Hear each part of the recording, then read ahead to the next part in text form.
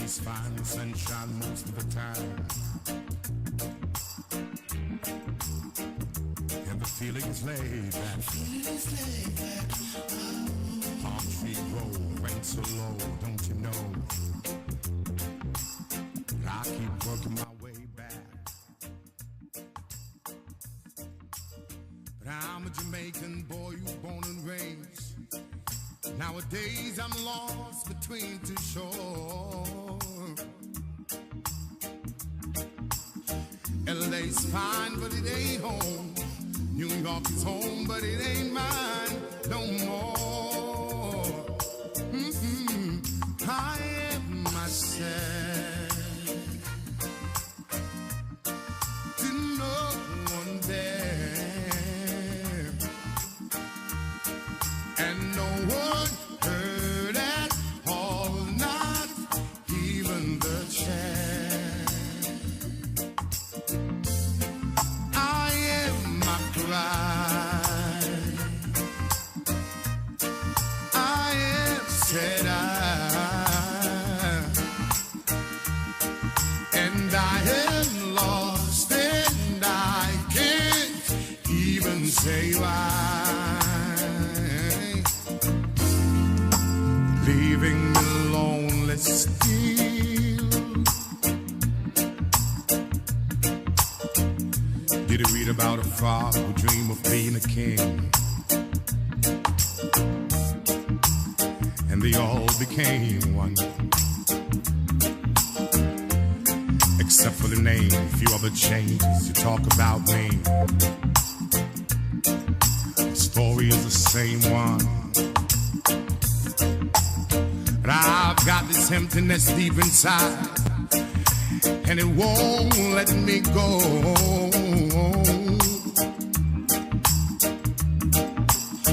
And I'm a man who don't like to swear, but I hate the sound of being alone. I am myself to no one there, and no one heard at all, not even the chair. I am my pride, I am said then I am lost and I can't even say why.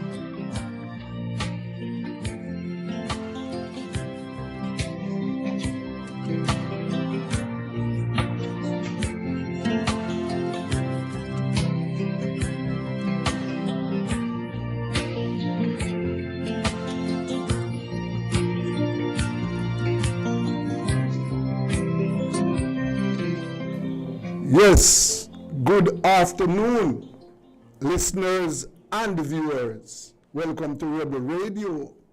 Today is Monday, and we have our plate loaded for you with information. And we are going to go straight over to Guyana. Yes, and speak with the opposition leader, Mr. Aubrey Norton. Listeners and viewers should know that last week they had their local government elections. On that note, in Jamaica, I heard the opposition leader in Jamaica saying that he will take the government to court if local government elections are not held by February. Our local government elections should have been held. I think this year is the third time it has been postponed. Good evening, Mr. Norton. How are you? Good afternoon. I'm fine. Yes, of course. And how is the weather in Guyana? Well, it's sunny now, but in the morning it was rain-filled. Yes, yes. Now, before we talk about the elections, I saw where the Minister of Local Government has resigned because of an allegation of rape has been lodged against him. What is that? Well, first of all, he hasn't resigned. Yes. He wrote President asking to Yes. Yes, I'm get going. a music. Yes. I can't get this music. Go ahead. Yes. Yes. Yes. He wrote the president asking to go on administrative leave. Yes. Now, it should have been a situation where the president should have fired him and let the investigation go on. Because he's accused of having sex, vaginal and anal, with a 15-year-old Okay. of indigenous origin. And in Guyana's law, no one consent at that age. Now, it is not the first allegation. There have been many allegations made against it. So right now, a lot of people are up against the government for the treatment of this issue. Okay, I see. But I was reading a story where the complainant, I understand that the police are saying that the complainant gave a statement denying the allegation. There is no evidence of that. What is being suggested here is that the parents took $10 million to settle it, but the child herself did the interview with the Child Protection Unit and is not inclined to go in that direction. So we have to watch and see how that comes out. Oh, I see. Yes. The latest story I'm looking at is that he has the minister has employed some legal representation. So actually, the president has accepted his request to go on leave, right? Yes, the president has, but like we said, it should not have been he requested. It should have been the president acting to ensure he goes home and not be in a position to influence the outcome. Okay. The talk about going on administrative leave is maintaining all your benefits, etc. So a lot of people are not happy with this administrative leave. They believe child care should look at the matter, and once they're through with that, it should be handed over to the police for legal action to be taken. Okay, okay. Well, you know, on that note, I will recall there are a number of incidents involving government officials since between last year and this year. I remember a Guyanese official was stopped in the United States and her passport, I recall that it was seized. What is the latest on that? Well, they have returned our passport as far as I know, but they continue to keep her visa a revoked visa, Yes. so she's not going to the States. Okay, cool. And that ambassador in India who was accused of abusing an Indian official over there, what has happened to that matter? I'm not sure what is the position with him. The government claimed that he would have resigned, but there wasn't any report on him recently. Some people have seen him around Guyana, but there's no official position on the issue. Okay, okay. Well, the local government election was held. I know that the opposition had issues with the voters list, but nevertheless they contested. Now, what I am looking at, and you can correct me, I saw where there were 18 municipalities. The ruling party retained 60, and the opposition and independents 120. Are those numbers correct? Well, first of all, the opposition made it very clear that it wasn't going to participate across the country. We decided that we're going to participate in our strongholds and in some other areas. So to say it is 80-20 is not a correct assessment. In fact, if you look at the combined votes of the tongues, we ended up increasing our votes over the last local government elections. And so for many of us, we have succeeded because the government used the state resources, bribery, every form of illegality to try and win Georgetown, Linden, and New Amsterdam, which is our major strongholds. And they were able to win none of them.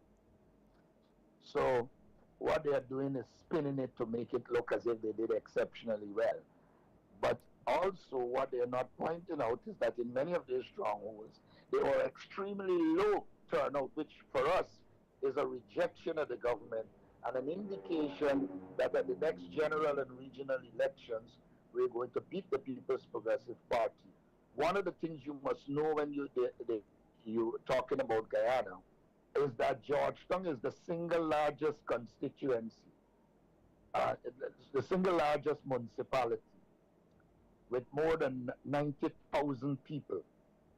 So when we win Georgetown, it means we have consolidated our base in the most populous town. But when they are counting it, that will go down as one municipality. So when they say they win 80 municipalities, if you look at Georgetown, in general and regional elections time, it might constitute about 30 to 40 local authority areas. So the thing about extrapolating from local government for general and regional election is only useful if you're looking at actual votes cast rather than looking at the NDC you win. The three most populous towns in Guyana, we won all three: Linden, New Amsterdam, and Georgetown.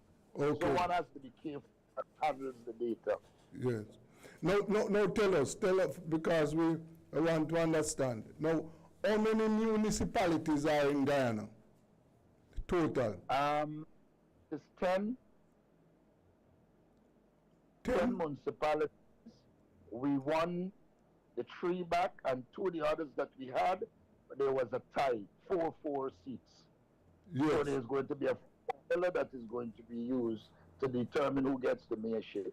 Under that formula, the PPP might very well get it, but in terms of the actual voting, those two municipalities, Madia and Bartica, they are ties there. 4 seats, and in one case 5 seats, 4 seats on both sides. Okay. So where this number of 80 comes from? I don't understand. Now, they are 80 local government areas in Guyana. Some of them, a good bit of them, we did not participate. How many? They are far flung. We participated in about 30, 35, Yes. and we would have won about 20 of those. And in many of the areas that are the PPP stronghold, we have had increased votes. Yes. But they are, like for instance, in one of the tongues Letem, we didn't participate because there was a problem. And some of the municipalities where the PPP dominates, and we know they will use force, etc., we didn't. We focused on maintaining our strongholds, which we did, and dealing with some areas that we know we have been making some inroads. Right. So you contested, you participated in 35 of those 80 local government areas. But the Yes. question is, elections were held in all 80. So in many of them, they didn't have elections because there were no contests.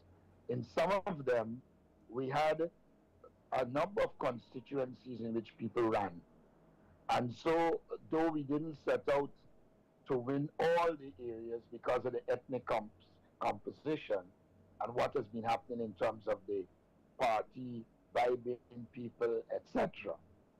So, even though it's a local government authority area, it might have 9 constituencies, but we chose to participate in 2 or 3, depending on the constituency. Okay, yes. I also observed that independent candidates won in some of the areas. There are a few, yes, there are some constituencies in which independents won. Yeah. And there are many areas where they harass independents and virtually force them out, causing them not to participate. Yes, yes. But there are a few areas.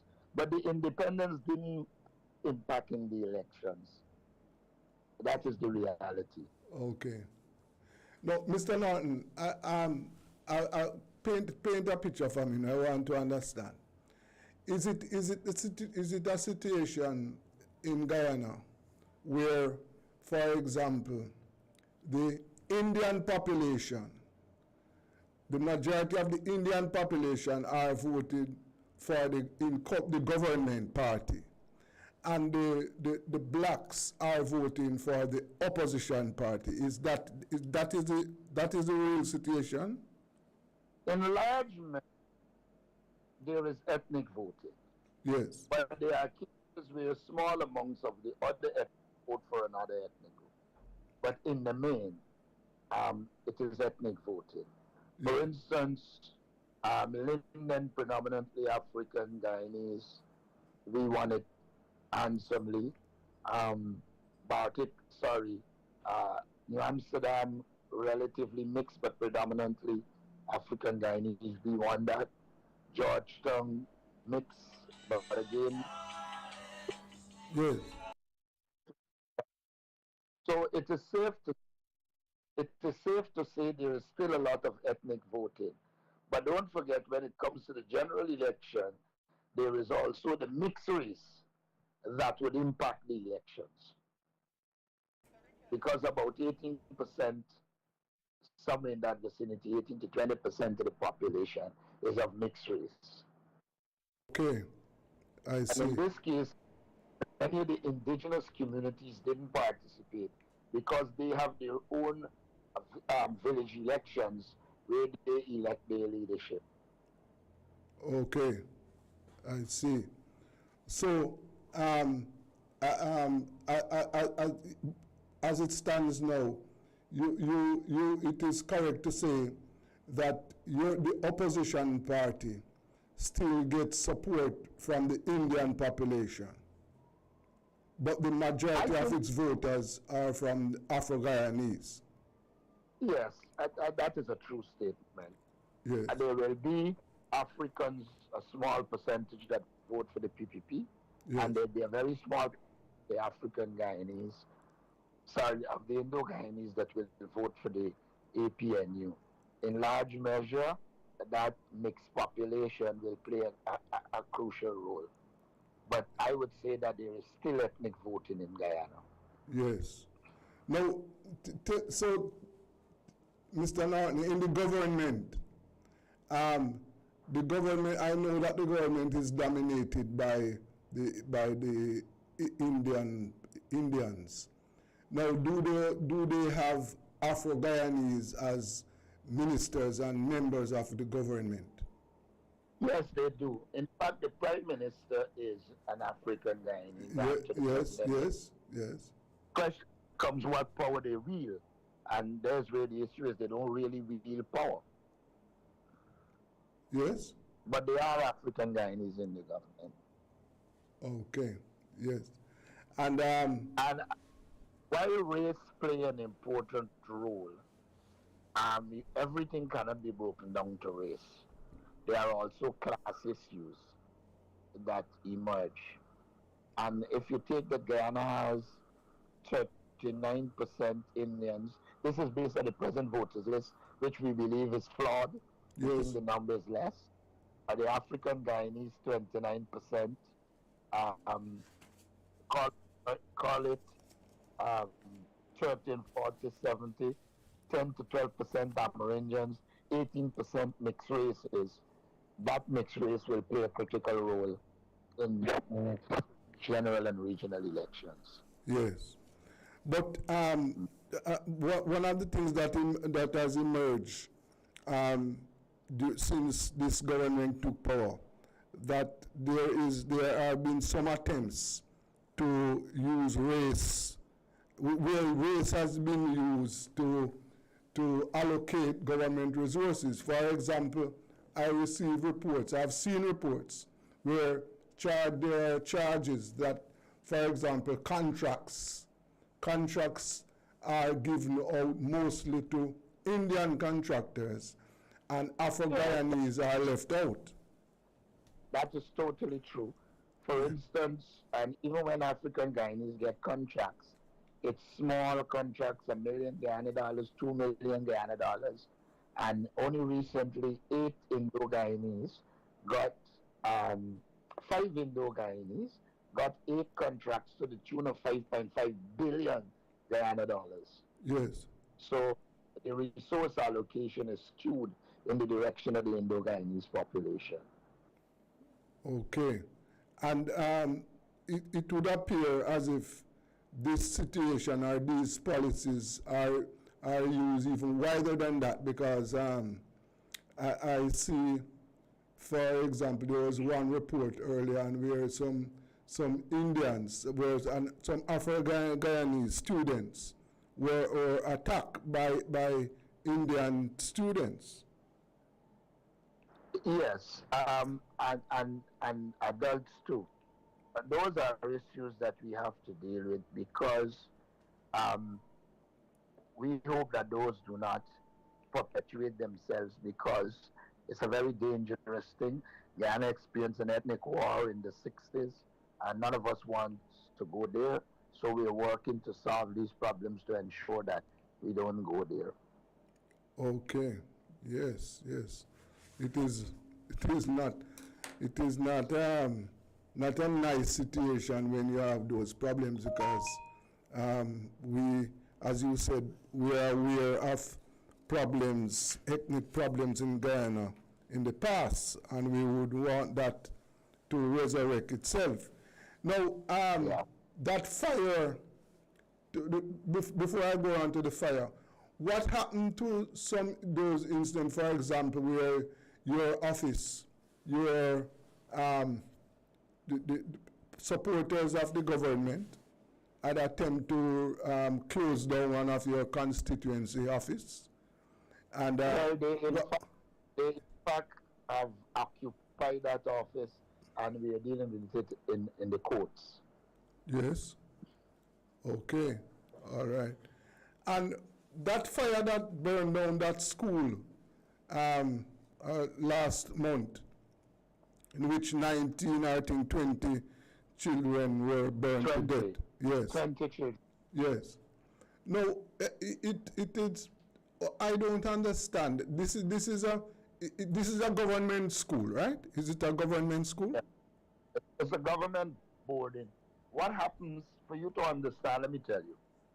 In the area region 8, there are a number of outlying communities that don't have enough children to constitute a secondary school. Yes. So what happened is that the secondary school is in Madia, and there are these dormitories where the children from around in the other communities come and live. So even though this thing occurred in Madia, the students that were killed were from places like Mykobi and the outskirts. Yes. Yeah, so it is dormitories that are made for children, and they had a number of problems, and the fire occurred. Yes. But one of the things that I read in the reports coming out is as if the school was grilled up. The doors and windows were grilled and It was great. locked. Yes, it was. And Yes. and then it was locked. Yeah. And the person who is supposed to be there was not there. So how could they lock up the school like it is a jail? Like it's a jail. The last point you made is not true. Yes. She was there. Okay. She was there. Yes. But there were difficulties finding the key to open the school and the grills.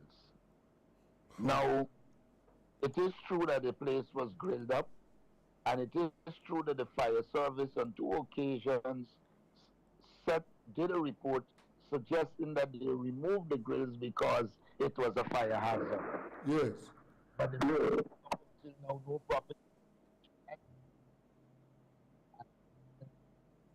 this matter under the floor, under the mat. So that was not done. They did not obey. They did not obey the recommendations from the fire department. Obviously. No, they didn't. Yes, and so therefore, what the investigations? How far? What is the state of that investigation into that very serious incident? No, it has gone nowhere. We are still waiting for the setup of the commission of inquiry to inquire into it. What I did as opposition leader is recommend that we have an inquiry and that it should involve all stakeholders and that it should be a commission that is acceptable to all so we can get to the bottom and get the truth. Well. No. And there was a second fire, Mr. Norton, at another school. There were 2 fires recently. Yeah. There was one in the Rupununi, and then there was some little one at President's College. But before that, 2 schools burned down, and 3 schools burned down in Guyana. The Christchurch Secondary, the Dolphin School, and the Rhineville Multilateral School. And all of them people are suspecting that it's ours. Arson. So why would they? What would be behind this? Why would people want to burn down the schools?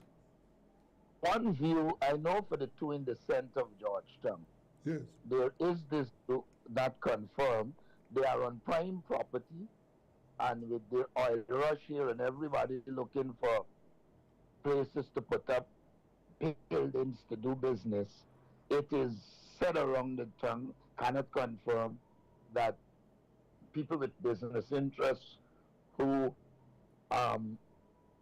want the location was involved. However, both schools are owned by the church, and the church said they are not selling.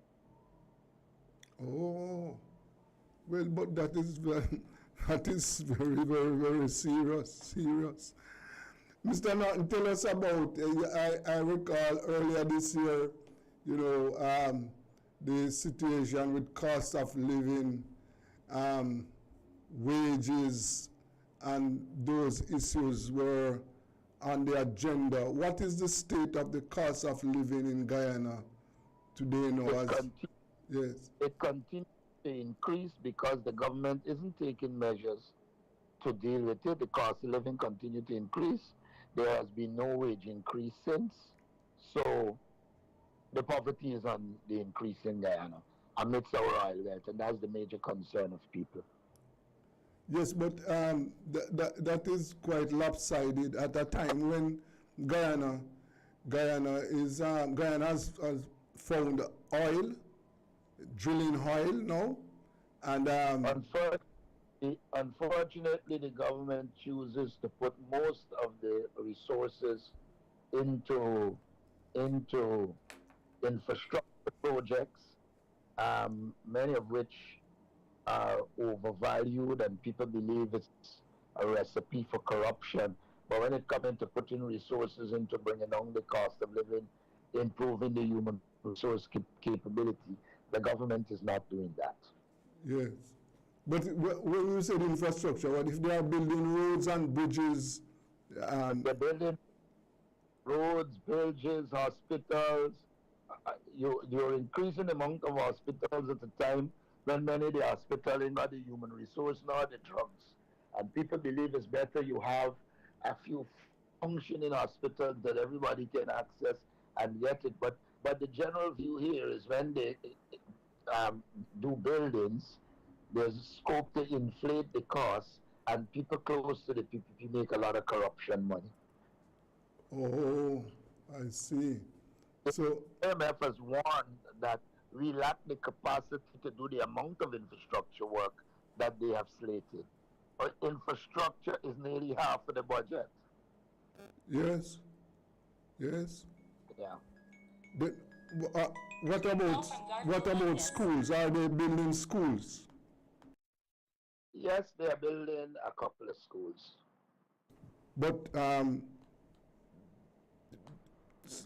But you are saying that the the the number of infrastructural projects is too much. There is an imbalance in the budget. Yes. For instance, education has been reduced when it should have been increased. Yes. Health is low when it should have been increased. In other words, the problem is we are investing little in our human resource, but really roads, roads are necessary, schools are necessary, buildings are necessary, but you do not have the capacity to do the amount of infrastructure work. And therefore, what in essence you're doing is just putting money in the areas you believe you can benefit from at the level of corruption. That is the essence of why there's the heavy infrastructure focus rather than human resource, health, and other areas. Oh my. So politically, Mr. Norton, give us just give us an idea of where the country is politically. Politically, the country is still very divided. Yeah. Once your resources not meeting your people, then there is going to be tensions. So there are a lot of tensions in the society. The government clearly isn't interested in solving the ethnic and other problems. They are pursuing domination and control. And therefore, politically, it's not a very stable society. We, in our proposals, are focusing on what we call people-centered projects to ensure resources get to our people and they can develop. So politically, I think we're at the point where people are seeing through the government and they believe that there's need for a change. And we're going to do the work to ensure that there is the change. Even though the government has a lot of oil money to spend, it is not meeting the people. Yes. No, that is when general elections are due, sir? It is due by 2025, but we're of the view that it's going to be called. The government was focusing on if they win Georgetown, Linden, New Amsterdam to hold it in December this year. But since they didn't win it, we don't know what is their position. But we are working to be ready for elections whenever they're called. Okay. And Okay. no, and as far as your party is concerned, you are not facing any challenge as leader of your party. Not to my knowledge.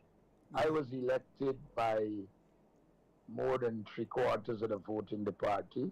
In Yes. any political party, always be people with ambition.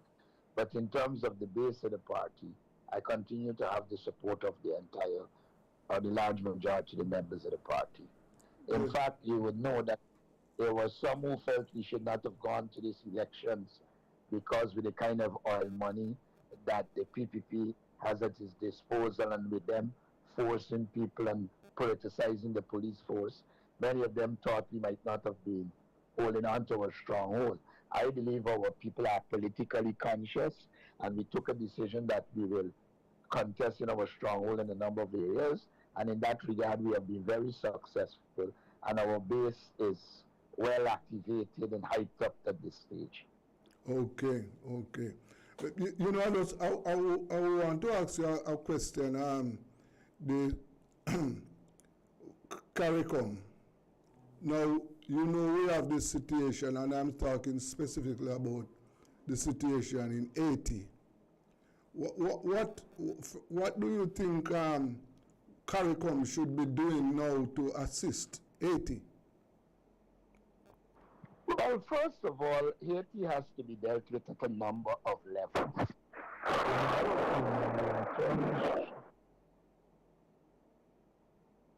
Yes, go ahead. It suits very much the upper class and the elite. And in large measure, the people on the ground are deprived, not benefiting, and that in itself produces tensions.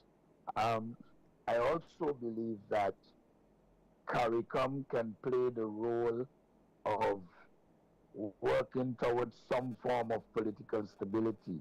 But unless Haiti is with its what I call class structure, in which a few controls the wealth of Haiti and the population is essentially marginalized, it is going to be difficulty in terms of ensuring stability in Haiti. So while CARICOM can play a role of mediating, etc., I am of the view that change in Haiti will only come with the change in the entire economic, political, and social structure of Haiti. Remember, Haiti was the first country to get rid of slavery in this hemisphere. And from the time Haiti became a republic, the world was up against Haiti. And so a lot of the structures that should have been developed, etc., didn't. Remember that Haiti had many coups. Remember that Haiti had a dictatorship, and the deep-rooted changes that are needed to ensure a modern society aren't occurring. And what you're getting is the elite pursuing their interests, and the organization of the people to ensure that they play a critical role needs to be done by the people of Haiti. I do not believe that Haiti's problem will be solved by outsiders, though outsiders can play a role. The class structure in Haiti is obvious to any political person look at it even from a distance. Yes, yes.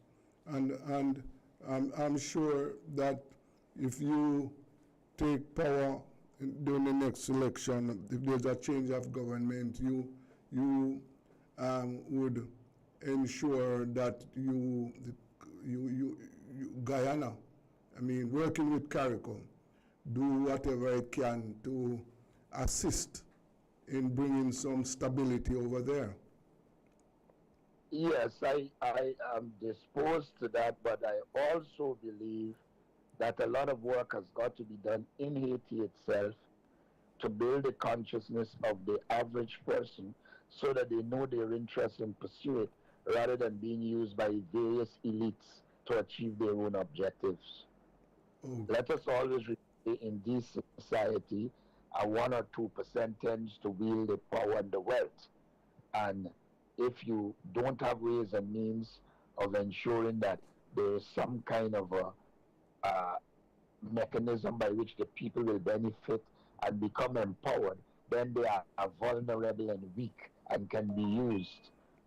While there's a role for the international community, there's a role for the people of Haiti acting in their own interests. Yes, sir. Yes, yes, yes. Well, want to thank you. What is your do you have any final word, any final thing you want to tell us? Just to say that we are happy with the outcome of the local government election. Yes. We think with all the resources the PPP put into it, they feel defeated and rejected, and we are going to continue to work with our base to ensure we strengthen it and to meet out to other communities to ensure we win the next general and regional elections. Okay. On that note, I want to thank you very much, Mr. Norton. Very much. Thanks for having me. Yes, sir. And as you know, this platform is available for us to have discussions at any time.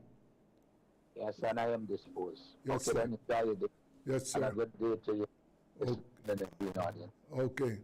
That was the Guyanese opposition leader, Mr. Aubrey Norton, telling us about the situation in Guyana. Well.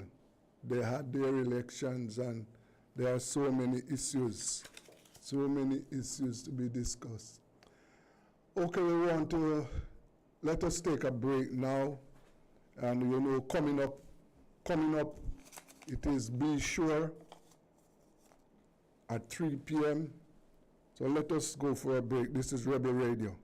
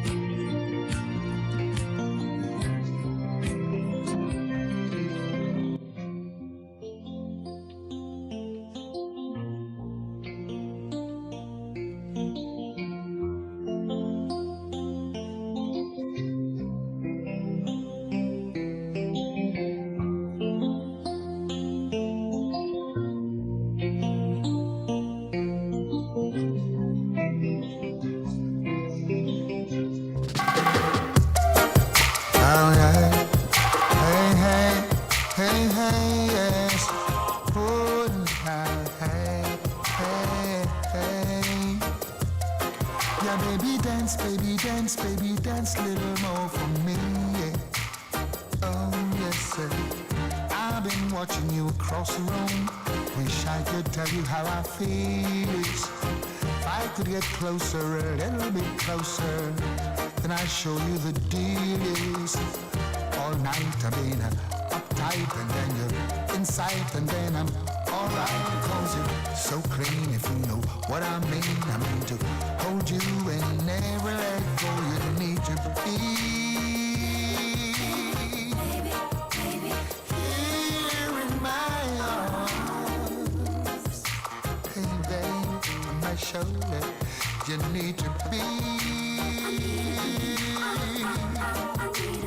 here in my arms. Hey, hey. Don't let the waiting be too long. Can hardly wait a minute more.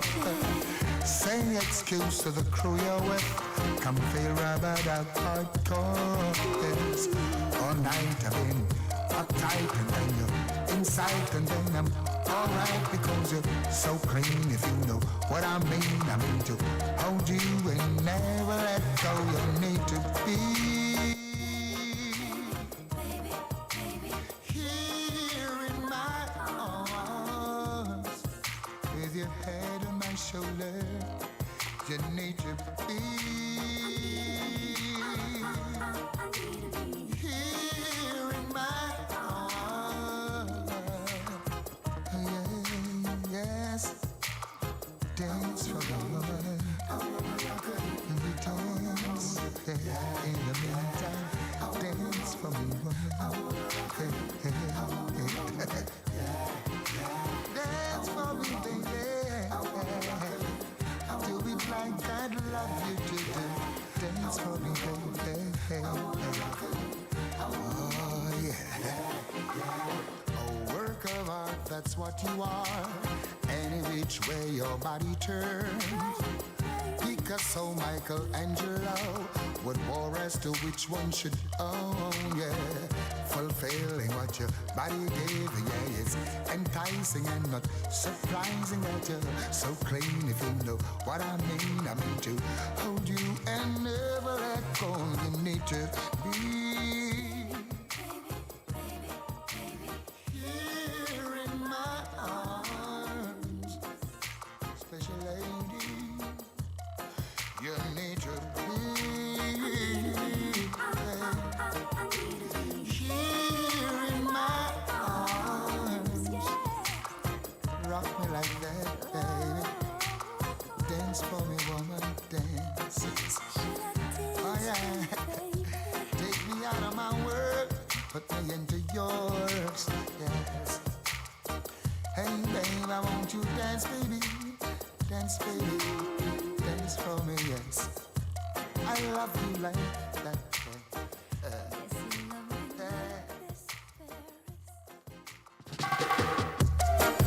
Alright. Hey, hey, hey, hey, yes. Oh, hey, hey.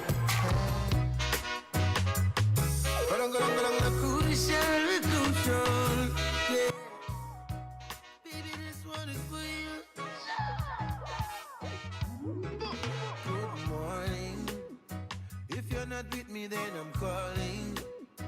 I need to know where you are.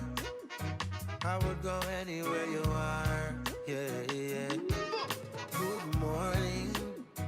You know I'm tired of you calling. Baby, I need you 'cause I'm morning. Right now I travel to the stars. I'm tired of the late night news. I wanna call you when I wanna call you. What we did yesterday was old news. Wait a minute, play it by the rules. It's just the way we live and the way we live, let go. We just FaceTime in a picture, baby, let's go. Oh, boy, boy, boy, play it by the rules. Telephone love, just that on me mind. Telephone love, some sweet on the line. Telephone love, just that on me mind. Telephone love, some sweet every time. Good morning, I see you miss my last calling. Right now I'm riding in my car, heading straight to where you are. Whoa, yeah. Good morning, yeah. I really need you this morning. Since the last call, I've been waiting for you to show up. Video chatting and people aren't sober. Tired of the late night news, yeah.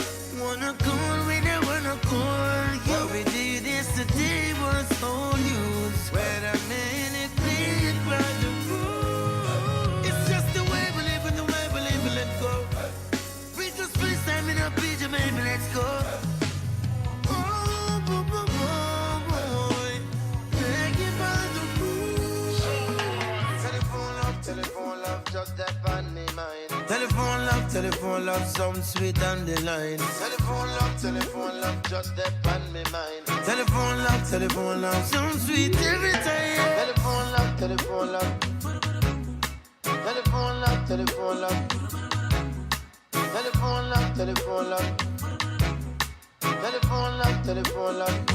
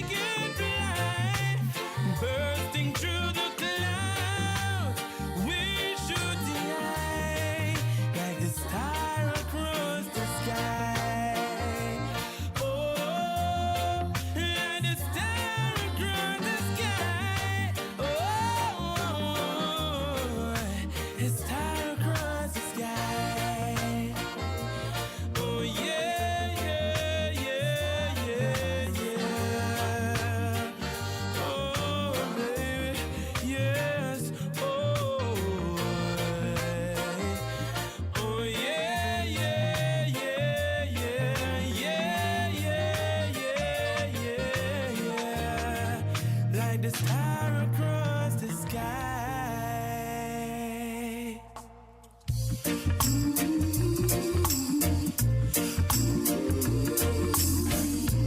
It's all about you. LA's fine and sunshine most of the time, and the feeling is laid back. Palm tree grove, rent so low, don't you know? But I keep working my way back.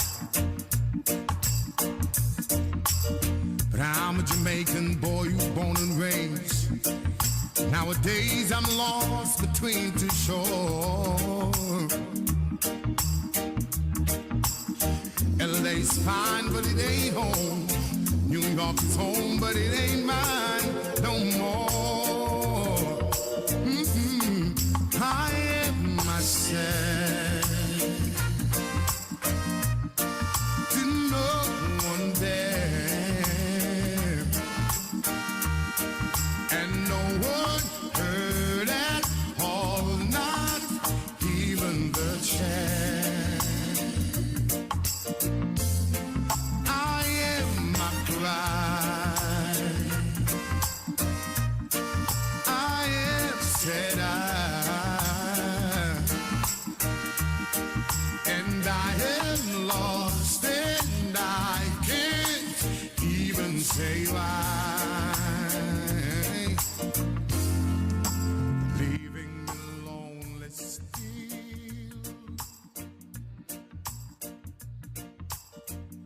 Did you read about a father who dreamed of being a king? And they all became one, except for the name. A few other changes to talk about me. The story is the same one, but I've got this emptiness deep inside, and it won't let me go.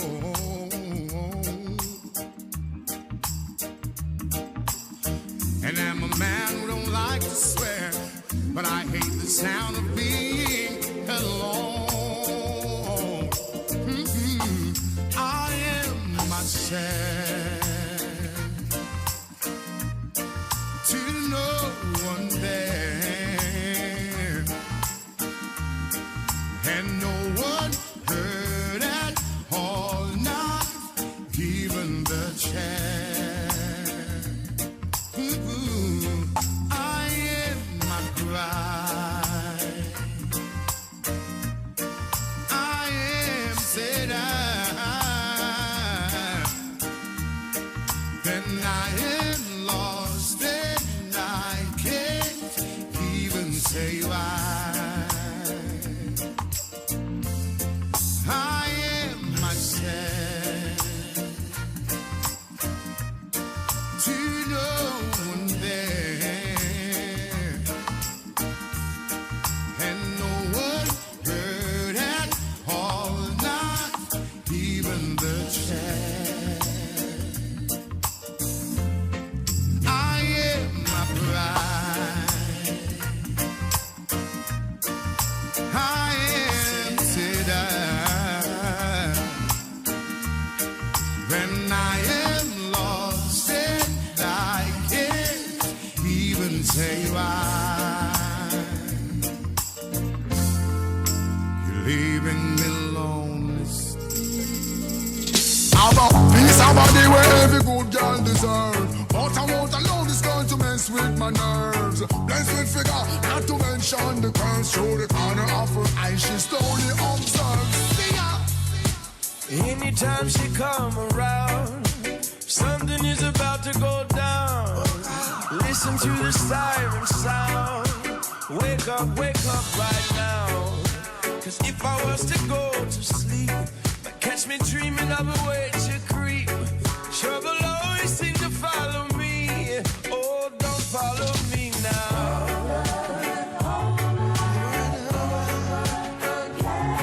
I tried to tell her no, I already have a friend.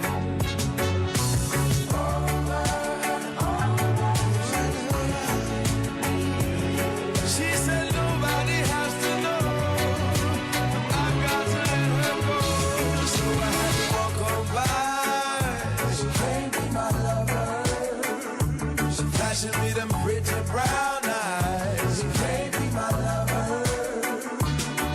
Though that green grass on the other side. All I can say is listen right now. Anytime she hear the beat, she be dancing right in front of me, trying to lure me in between the sheets. And I'm a man and I still get weak. I'll be down if I lose my girl. I'll be down if I don't touch her. Curiosity, it killed the cat. It's the Everybody Sale at New Budget Supplies. Do-it-yourself professionals and contractors. This is the sale for you. Lumber, steel, dress and form ply, water tanks, pumps, PVC pipes and fittings, toilets, bathtubs, vanities and basins, windows, paint, doors, floor and wall tiles, thin sets and grout. Up to 20% off selected items. 195 Hagleyburg Road. Telephone 923-4560. New Budget Supplies. Always the best prices.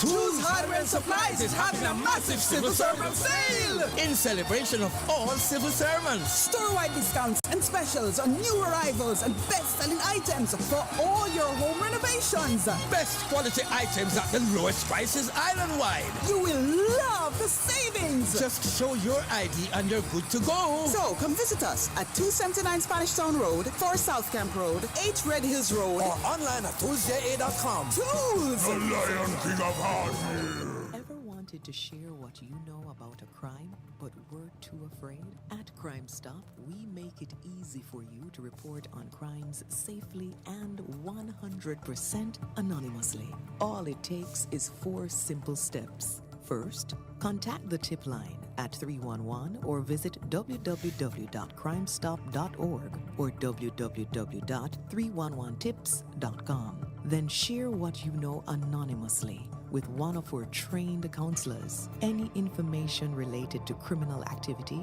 is accepted. We don't want to know your identity. We don't record calls or use star 69. And there is no way of tracing tips over the phone or online. You'll also be given a file number for your tip. Next, track the progress of your tip by calling our tip line at 311 and quoting your file number. Finally, if your tip leads to success, you will be eligible for a cash reward. Rewards will be paid out upon request through a trusted disbursement agency with verification process to ensure that your identity remains hidden. Share what you know anonymously. Do it for your best life. Wait. Go check your HIV status. Wait. So keep your life trending, no pretending. Me I tell yourself it, do it for you, do it for you. Every time you are link with a condom, coulda Ozzy, coulda wife, coulda be a random. Condom connect and protect your profile. Be your own fan. Do it for your best life. Do it for your best life. Do it. Don't put yourself at risk. Condom connect every time. Do it for your best life. Do it. Jamaica. Best decision ever. Feel the sand between your toes and the gentle waves of the sea on your skin. Feel the warm Jamaican breeze lift your spirits and nourish your soul. Escape to exactly what makes your heart beat. You will love every moment. Jamaica, heartbeat of the world. Let's go.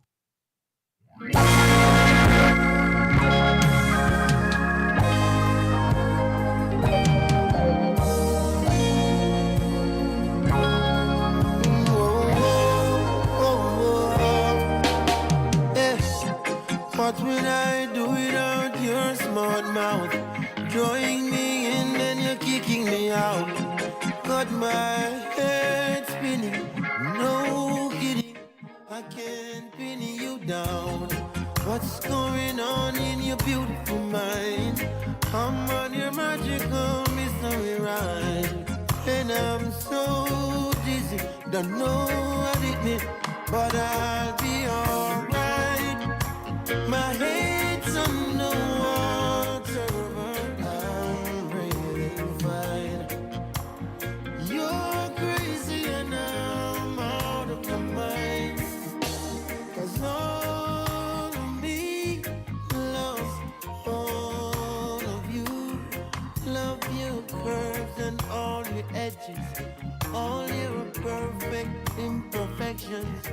Give your all to me, I'll give my all to you. You're my end and my beginning. Even when I lose, I'm winning. 'Cause I give you all of me, yeah. Whoa.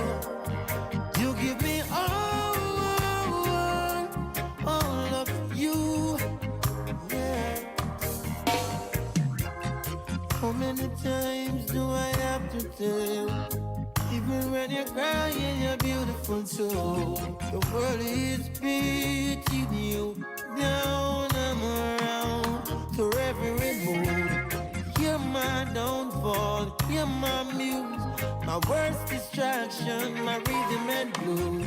I can't stop singing, it's ringing in my head for you. My head's underwater, but I'm breathing fine. You crazy and I'm over my mind. 'Cause all of me loves all of you. Love your curves and all your edges, all your perfect imperfections. Give your all to me, I'll give my all to you. You're my end and my beginning. Even when I lose, I'm winning. I'll give you all of me, girl. Yes, you give me all of you. Yeah, give me all of you. Cards on the table, both showing cards, risking it all, though it's hard. All of me loves all of you. Love your curves and all your edges, all your perfect imperfections. Give your all to me, give my all to you. You're my end and my beginning. Even when I lose, I'm winning. I give you all of me, yeah. You give me all of you. Ooh, girl, yeah. I give you all of me. Ooh, baby. You give me all of you. Yeah. You're my downfall. You're my muse. Now listen what them say, yeah, yeah. Now listen to them there, yeah, yeah. Now follow what them there. Then we say you out and make poverty get wet. Sure. Free, poor people be free. In every community, we burn this unity, burn this honesty. Poor people be free. Shed some light with clarity. I'ma tell them say the crime it caused by the poverty. Watch out. Forward we go, we now we non-stop. Up it up, get on youths, cause we non-drop. None of them we sell out, they call them one spot. Them no feel to eat your food like them a chop.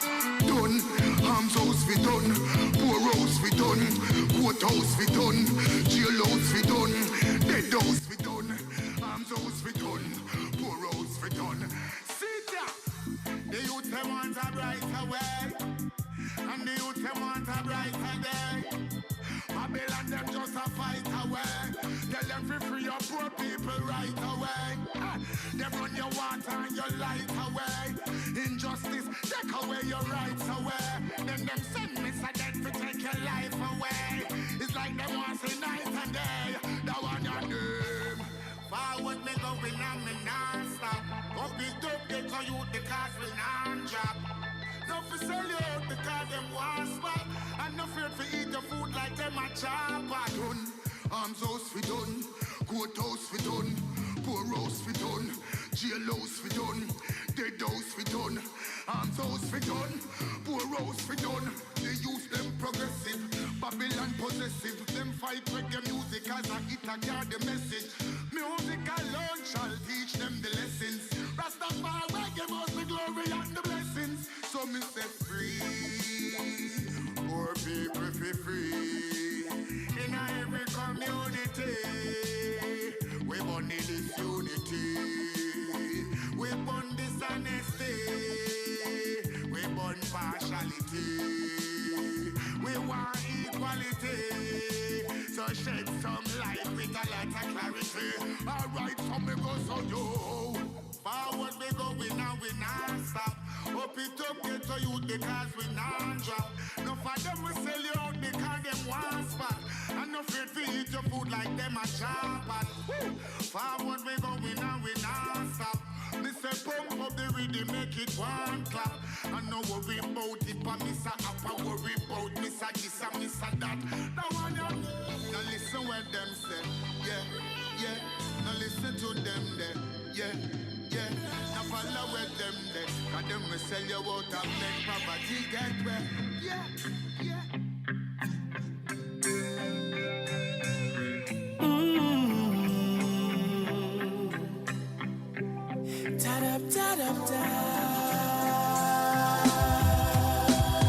Hey, I guess it's true, I'm not good at a one night stand, but I still need love, 'cause I'm just a man.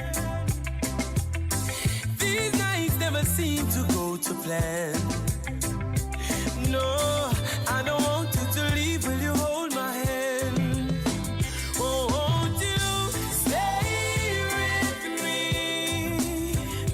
'Cause you're all I need. This ain't love, it's clear to see. But darling, stay with me. Oh, why am I so emotional?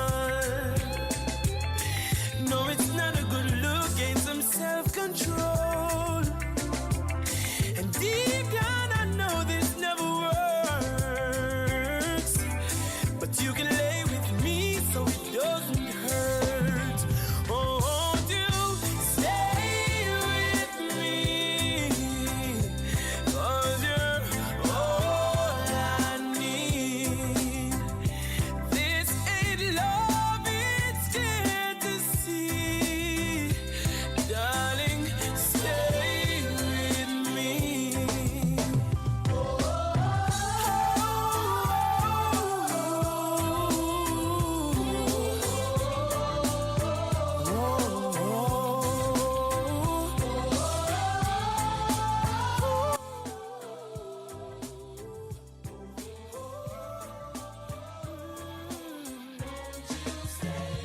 Won't you stay with me?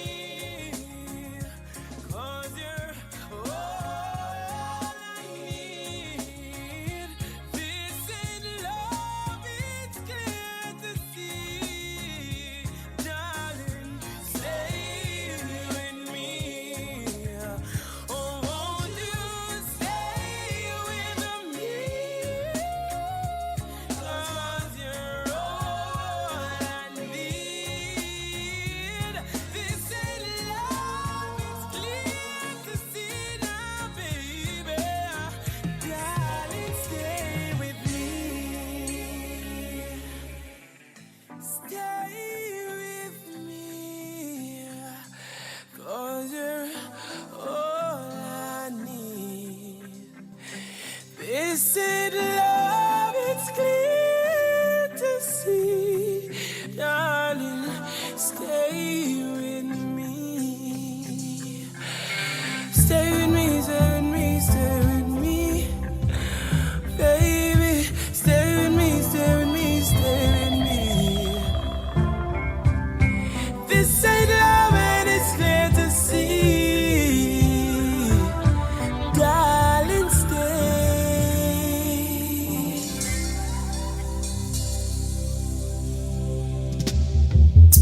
How for you them carry gun?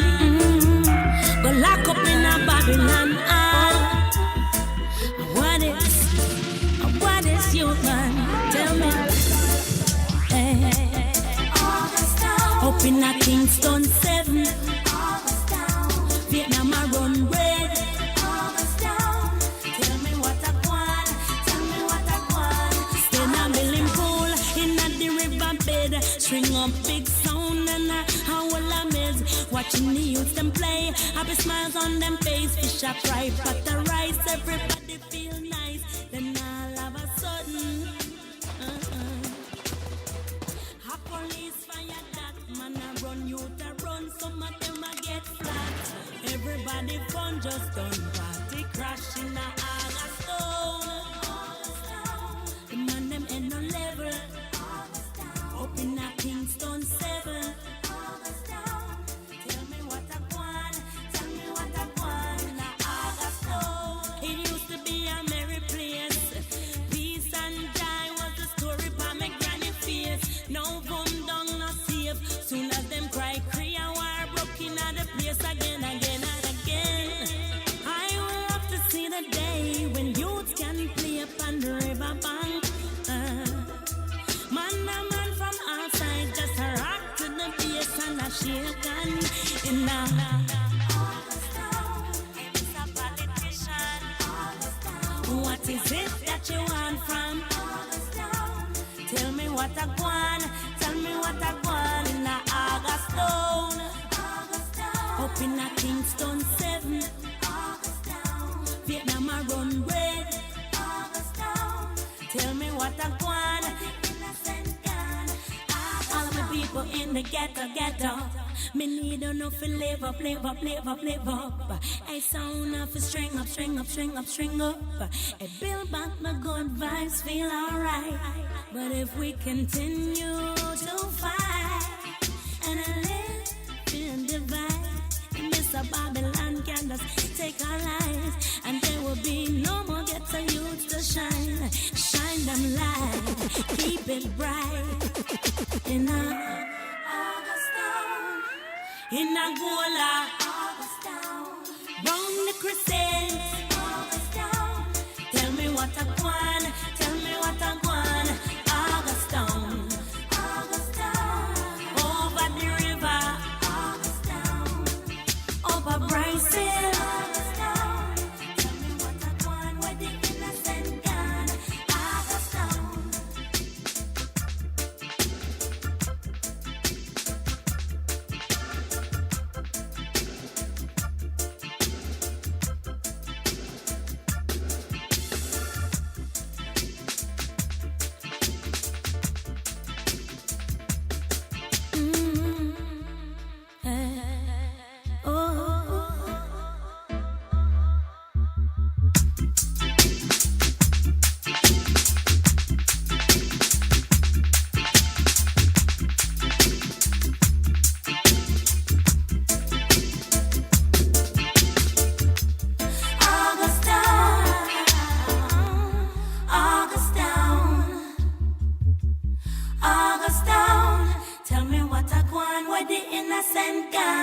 Unexpected turbulence. Empress, I'd like to get to know you. Believe me, I have so many things to show you. In righteousness, I want to grow you. Let me tell you this. It was love at first sight when I saw you first night, and I knew from that moment that your thoughts and your deeds were golden. Goosebumps came all over me when I look into your eyes. You were so happy and free. I had to walk over and say, I need your name and number and where you reside.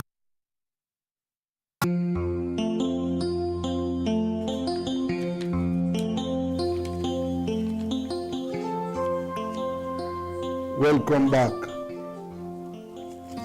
Welcome back to Rebel Radio. And we are a little bit late for our weekly program, be sure. But we are here. And, you know, this is the program that we use to provide you with, let me describe it as emergency information. Yes. And we are in a period where we're in the hurricane season, so we are in an emergency period. But, this evening, one of the things that we want to talk about with our veteran insurance salesman, Mr. Lloyd Brim, one of the things we want to talk about is, yesterday was Father's Day, but we would like to talk about, what, I am not going to go into the issue of describing who are fathers from who are not fathers, because there are several social conditions. There are many reasons why some fathers are not living up to their responsibilities. But what we want to talk about, we want to talk to all fathers this evening and let them know, or to provide them with the information that they can use to make provisions for their children. And it is well known, probably not well used, but well known, that the insurance industry, the insurance companies, are insurance policies. They are insurance policies that can be used to provide for your children. So there are policies that can be bought to take care of your children's education. And remember, education is such a critical element in Jamaica and in the world, right?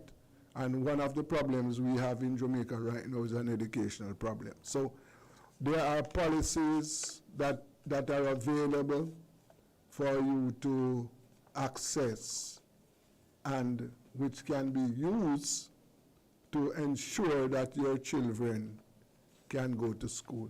Am I right? Am I right, Lydie? You're perfectly right. But before I go any further, let me just say good evening to the guests, good evening to the listeners, and good evening to you, Desmond. Yes, sir. Good evening. Yes, sir. You just mentioned about fathers, and you're not getting into the difference between the different types of fathers. But I just want to mention it, that the biological one is not the one that usually do the best for the child, so to speak. No, not all biological fathers. You have to say, you prefer you say some. No, I'm saying the biological father. You cannot take away that title, but to actually perform the role. Yes. You don't have to be the biological father. Mm. That's the point I'm making. And you just mentioned. Okay. You just mentioned that the insurance companies, they have policies at the companies that the fathers can use to make provisions. And it's not only for education. It's for education, it's for health care, and it's for what we call a life provision. So the provisions would ensure that certain things are done, certain things are put in place for education, for health, yes, and for family income. Desmond, this one is such an important one, because this is where the father really stand tall, because he is making provisions for if he is around, and also making provisions that if he is not around, because the family income is needed more if the father is taken away, because the income that he brings into the household to take care of the everyday things and the long-term planning and all that, these things come from the income that the person is earning by whatever means, whether they have a business of their own, whether they employed 8 to 4, whatever route they are using to bring income in, it is this income that controls the quality of life,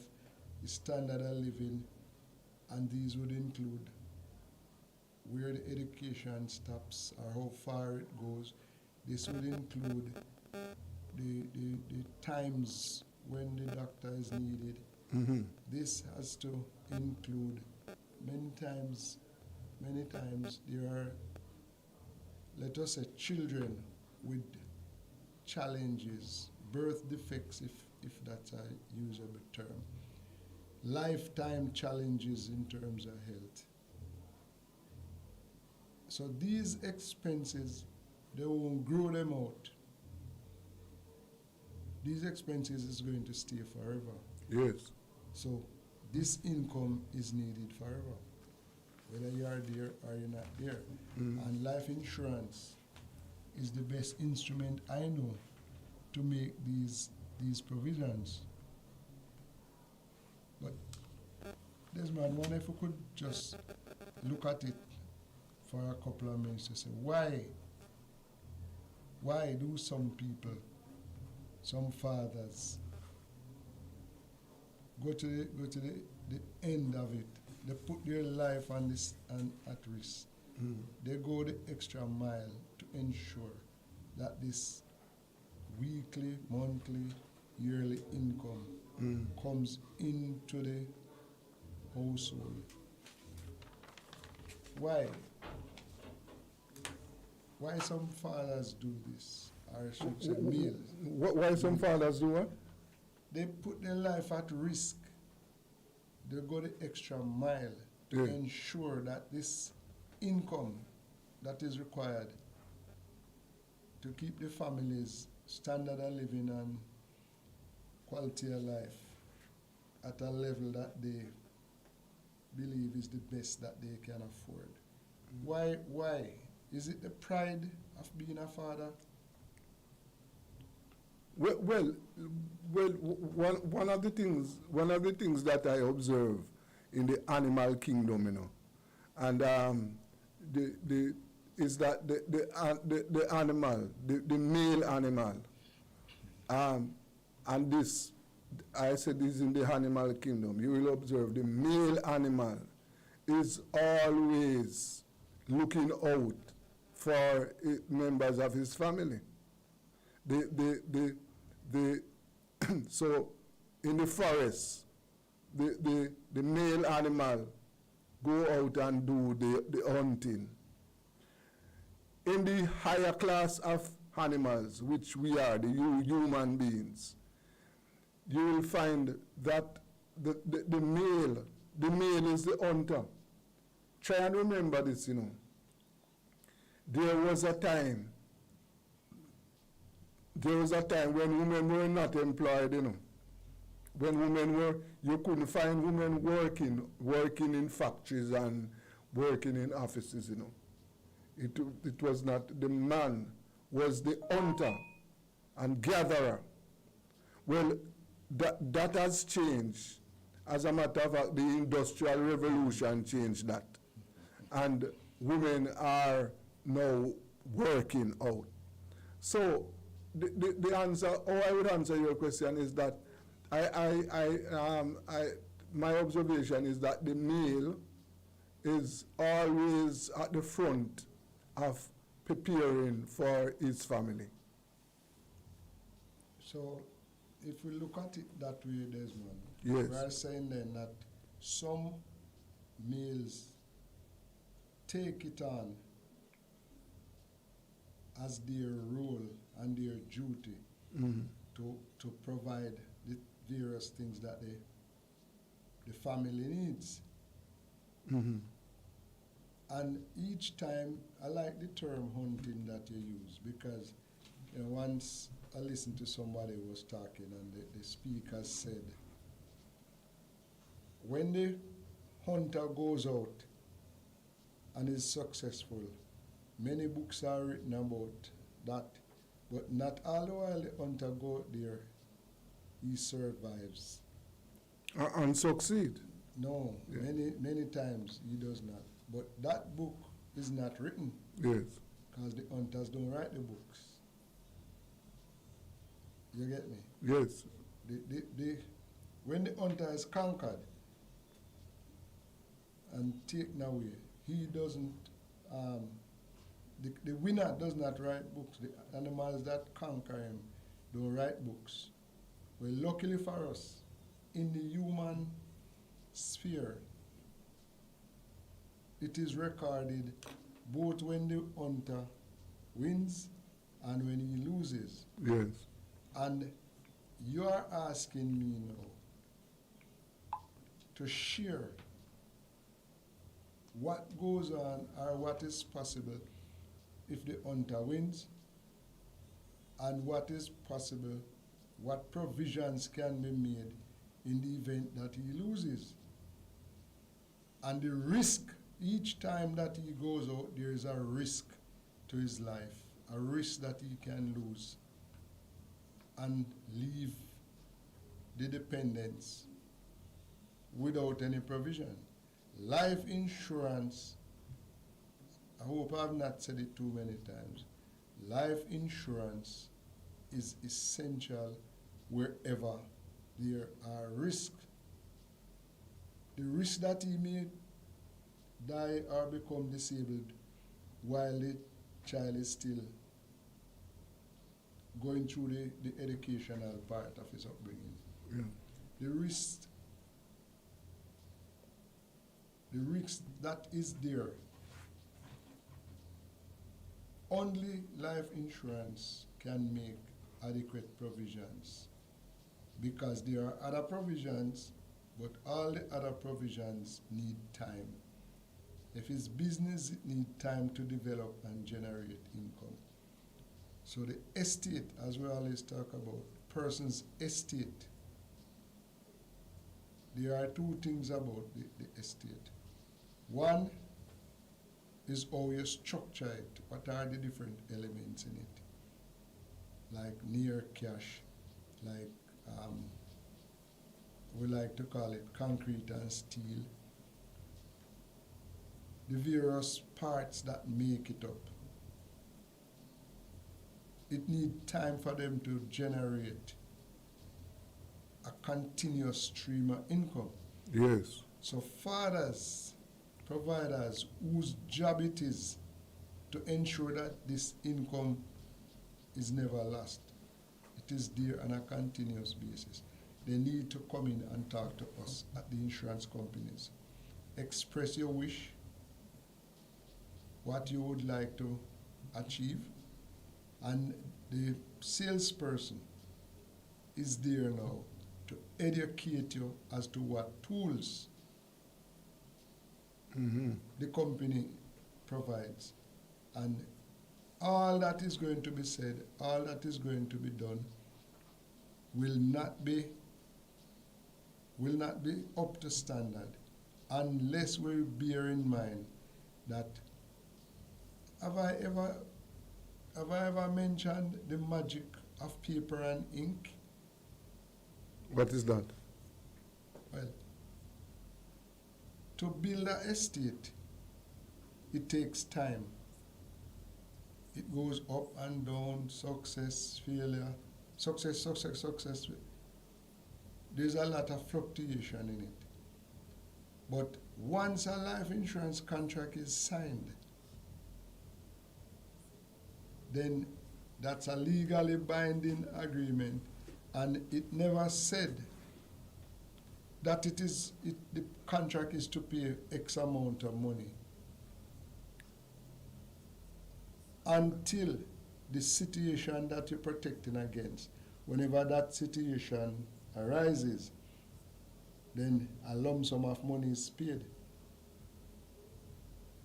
That's so if you put this contract in place today, and the situation arises next week, next month, next year, then the amount to pay, the amount that was intended to be provided is done right then and there. But if you start a business and that's the only source to provide this never-ending family income, Yeah. it takes time. The business has to grow, the business has to be properly managed until it becomes successful. Yeah. So, but what you are saying is that when you purchase an insurance policy, once you sign off that contract, yes, is that whatever is written, so it is a life insurance, some insured, whatever sum is there insured. Once you sign off on that, it is valid. That's the point you are making. And it is an estate. Yes. That you're creating is some value, some lump sum of money, some month by month, year by year income.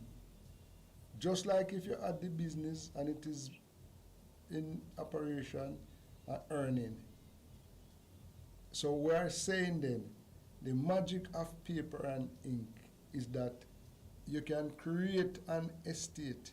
You can make a provision that comes to life and start doing what you intended it to do just by the stroke of a pen. Okay. So that's what I mean. If you ever hear the term again, the magic of paper and ink, it means how quickly you can create an estate. And just as long as it takes you to sign, is as long as it takes you to create that estate. That's how quickly. So no planning, no provision can be guaranteed if you, the provider, carries all the risk. That's the point I'm making. Get the bossy. It matures Yes. any second after, even before the ink dry. Yes. I get you. I understand that. So, just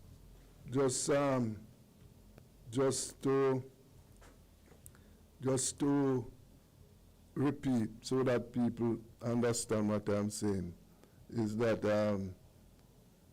understand clearly what we are saying is that the insurance companies have at their disposal policies that are available for fathers and mothers, but we're dealing with fathers, who can access them and they are ready to take care. These policies are ready to take care of the bills, make an, as you said, that is an estate that can be used to take care of affairs when father is not available, right?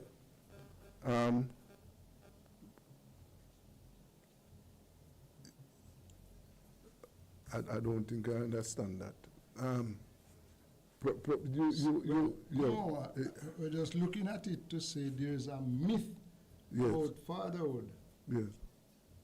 And among the myth about fatherhood, how good a father and how powerful a person you are, many people believe the best proof of fatherhood is many children here, there. It used to be one in every parish for you to be a champion. You mean what you're talking about? That it was once a belief. I don't know if it still is, where the fatherhood is determined by the number of children. Yes, how good a father you are, Yeah. how powerful and productive a father you are. Yeah. And this myth this myth is thrown overboard, is discarded totally by these people we mentioned earlier, who see it as their life mission to take care of their children, to give them a good quality of life and standard of living, and give them what it takes. Give them what it takes for them to move up the social ladder. Yeah. Probably one I think you should talk about is the kind of products that that are available for fathers, that can be fathers can access in order to make provisions for their children. Well, we said earlier that they want provision for education. Yes. We also said provision for health. Yeah. And we said provision for family income. There are policies that's geared towards education. Yeah. To provide along the way lump sum monies at the different watershed points. In the high school, preparing to go to college. Ready to go to college, you need a lump sum. And during college, you need the flow. Yeah.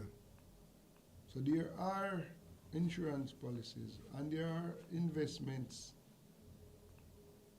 in that mix that with the proper plan, proper choice of the appropriate plan, which is the agent, the advisor, that's his job to take the person through the steps and to help them to decide on the product that provides education depending on the age of your children, like when you start it and how many years it lasts. Yes.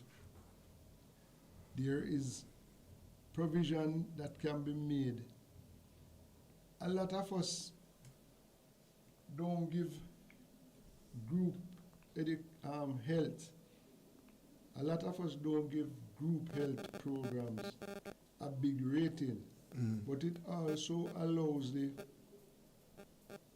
provider to make sure health benefits are included in the plan that they have. And at the workplace, there is a educational program there through the insurance company, so it's insurance product. And that, like when you go to the doctor, you have your health card. Yeah. That's a very important insurance for children, health insurance. Very important. Yeah. And what happens now, children are such high risk of getting hurt because they don't exercise any caution, they're not old enough to see danger and take any action. So when you have the health plan, it allows you to feel this pride that we're talking about that cause men, fathers, to do the things that protect the children and give them the quality of life and standard of living. The health product from the insurance company is an important product. Yes, yes. And you can buy it just for your family. Or you can buy it, when I say buy it just for your family, you don't have to be employed anywhere. You don't have to be a part of the group. So it can be group or it can be you personally put that in place on your own. Right. Separate and apart from when you are employed, and you have the privilege of doing health insurance for man alone, woman alone, man and woman, or man, woman, and children. Yes. The health aspect. When you have to do a surgery, it's frightening. But you don't like to see your children suffer. No, So no. it gives you that pride and satisfy that ego within you to say you qualify as being labeled a good father. We talk about the family income. The insurance company provide means to access that, to put that in place.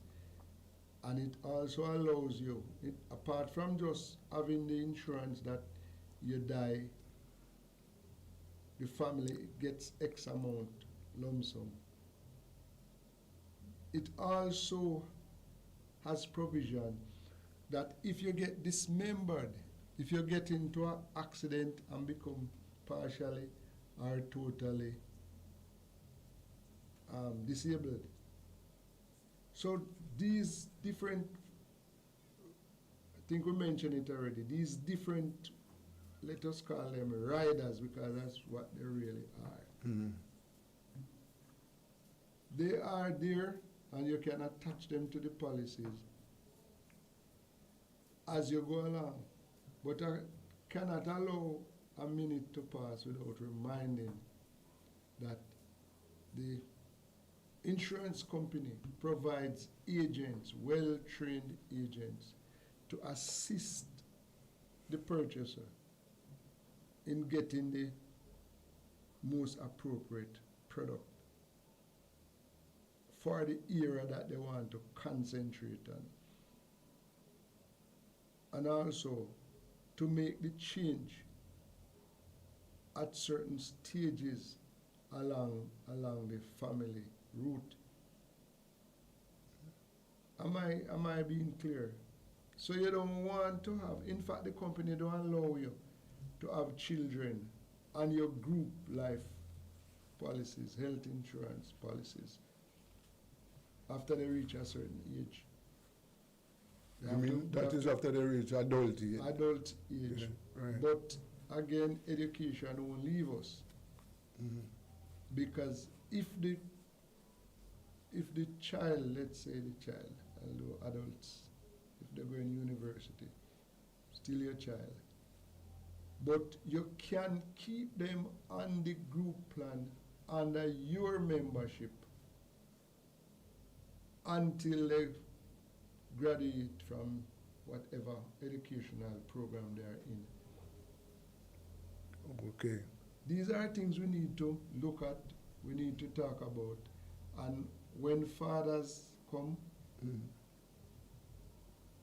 to take them through it, to show them the benefits, and to encourage them to get the best version that they can afford. Yeah. That's what it is all about. That's how we look at it.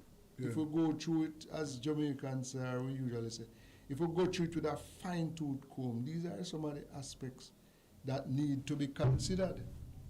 Okay. To make, shall I just say, to be sure that any of these situations that you are dealing with, when the time comes to get the benefits are there and in adequate amount.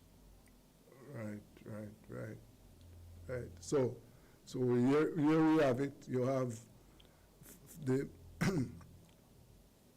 you have the health insurance. You have insurance for education, and you have life insurance. That is the family income part right. of it. So you have three products that all working class people can access as a means of emergency that will be ready available to take care of business in the case of emergency. To be sure. Yes. Right. Now the other thing that we can talk about, Brim, is the whole question of Well, again, before I move on to that, again, I just want to remind everybody who have, for example, property insurance. Hurricane season. Yes, we are in the hurricane season, so please check on your policies to make sure that everything is correct, just in case you will need your policies to deal with an emergency during this time. So I'm reminding you again to make sure that you check on your policies. We have already pointed out that at this time, the companies are not going to accept any insurance, no hurricane insurance, no insurance for hurricane coverage now. No, they are not going to. They'll renew it. They will renew your policy, but talking about a fresh policy, no. But just to remind you again, just check on your policies, just to make sure that everything is okay, because we never know. We are in the hurricane season and anything can happen. So, can I point out an exception, Desmond? If you have just completed construction and you have never been, if you just completed in construction and you are going to need the insurance on that building for the first time, not that you had suspended it and coming back now when the hurricane season, the construction is just finished. So you never had any opportunity to insure it before. Mm-hmm. Things like that, you can look on it as an exception. The company wouldn't turn you away. Yes. In a situation like that. Okay. So newly constructed houses and buildings can get hurricane insurance. You can start your insurance despite us being in the hurricane season. Yes. See, it's you know, Desmond, we can spend hours upon hours talking about this and actually going through it with a fine-tooth comb so people can benefit. What I don't like to hear when we're talking about insurance is people who talk about fine print and this kind of thing. It's a wide area, Desmond, very wide. And you're talking about the hurricane season. Fine, that's the season that is upon us now. But when do schools go on holidays for summer? July. Okay. Now, when schools reopen, usually September. Most people, they do nothing throughout the holiday season. They do nothing when there's a newborn. But when it comes to August, they start running around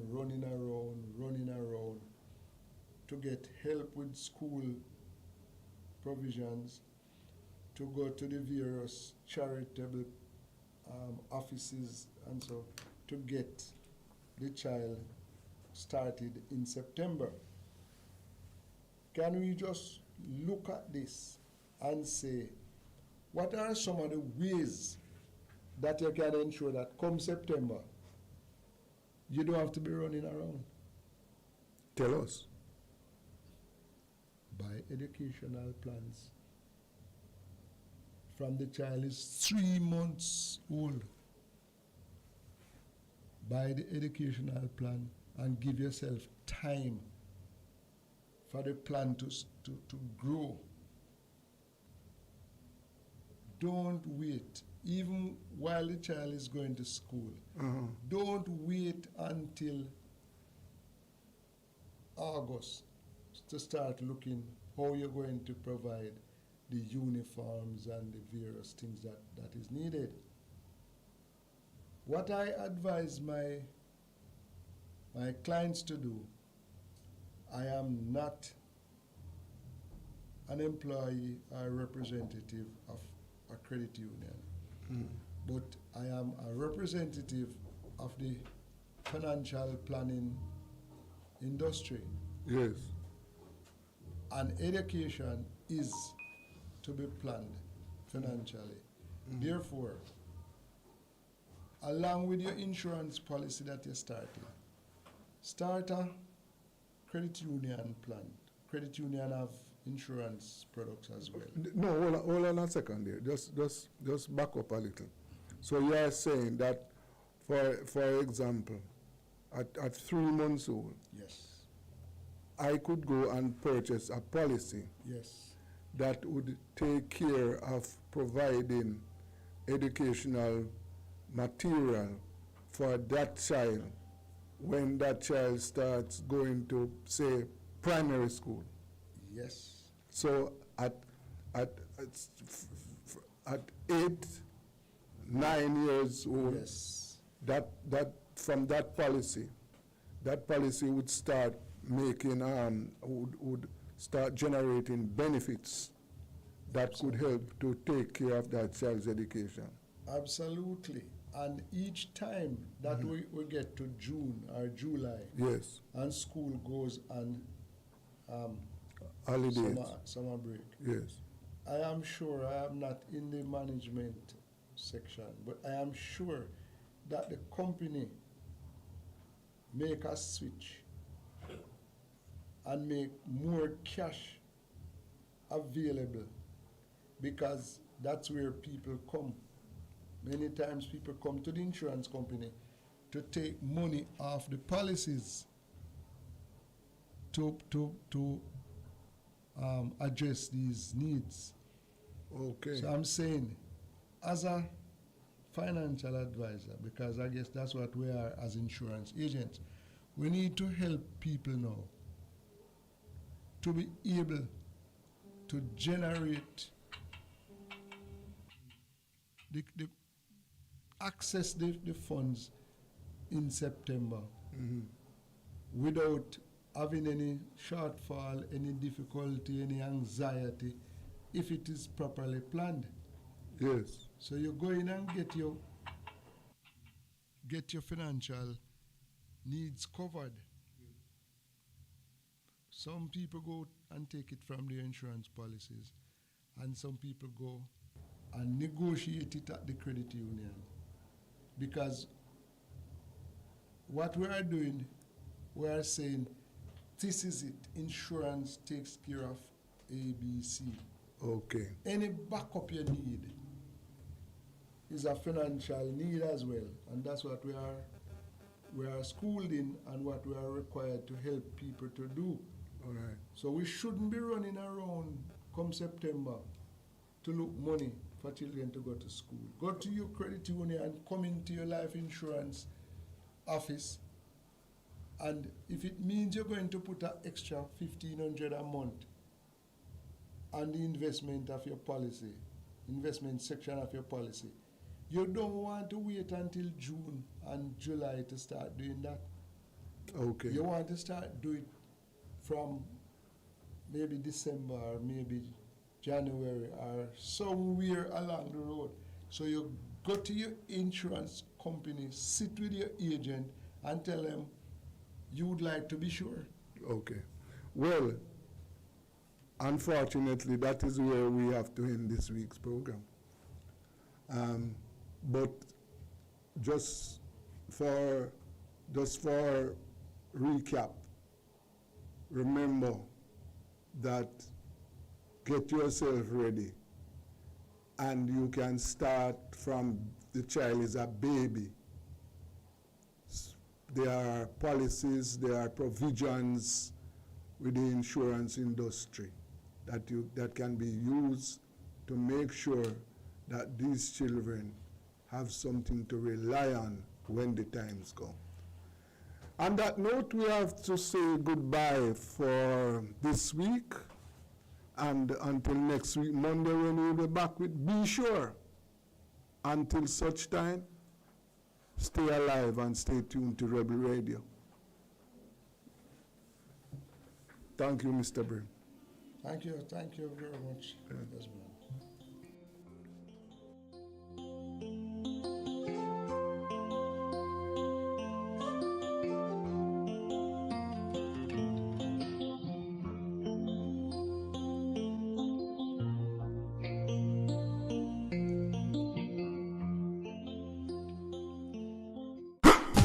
It's the Everybody Sale at New Budget Supplies. Do-it-yourself professionals and contractors. This is the sale for you. Lumber, steel, dress and form ply, water tanks, pumps, PVC pipes and fittings, toilets, bathtubs, vanities and basins, windows, paint, doors, floor and wall tiles, thin sets and grout. Up to 20% off selected items. 195 Hagleyburg Road. Telephone 923-4560. New Budget Supplies. Always the best prices.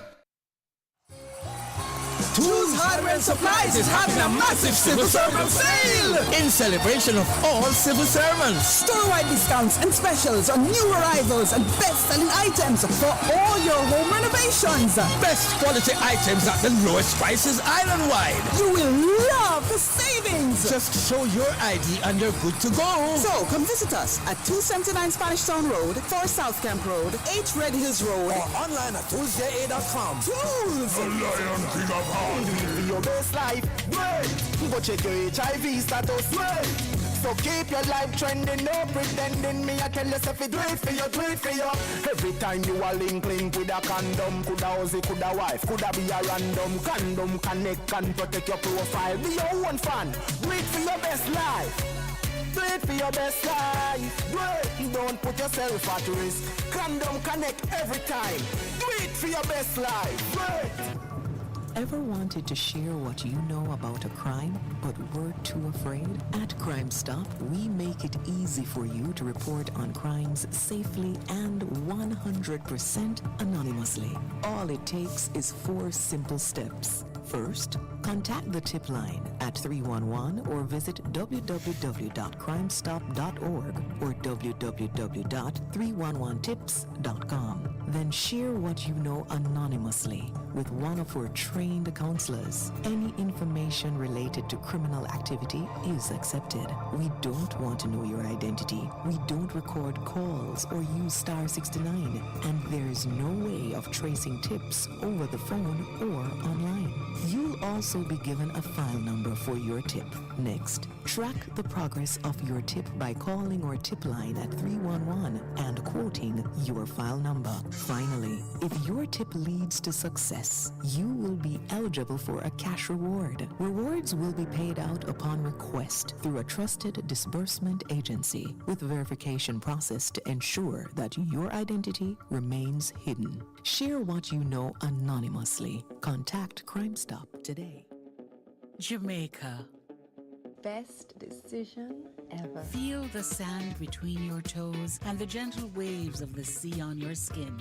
Feel the warm Jamaican breeze lift your spirits and nourish your soul. Escape to exactly what makes your heart beat. You will love every moment. Jamaica, heartbeat of the world. Unexpected turbulence. Empress, I'd like to get to know you. Believe me, I have so many things to show you. In writings, I want to grow you. Let me tell you this. It was love at first sight when I saw you first night. And I knew from that moment that your thoughts and your deeds was golden. Goosebumps came all over me. When I look into your eyes, you were so happy and free. I have to walk over and say, I need your name and number and where you reside. I need you by my side. I need your name and number and where you reside. Let's take a ride. I need your name and number and where you reside. Your beauty, I just can't divide. I need your name and number and where you reside. Oh. My name is Turbulence and Rastafari way me choose it. Occupation is singing and making music.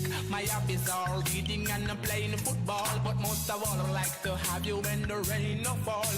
And give you sweet love when the nature call. The Rasta never bow, we always standing tall.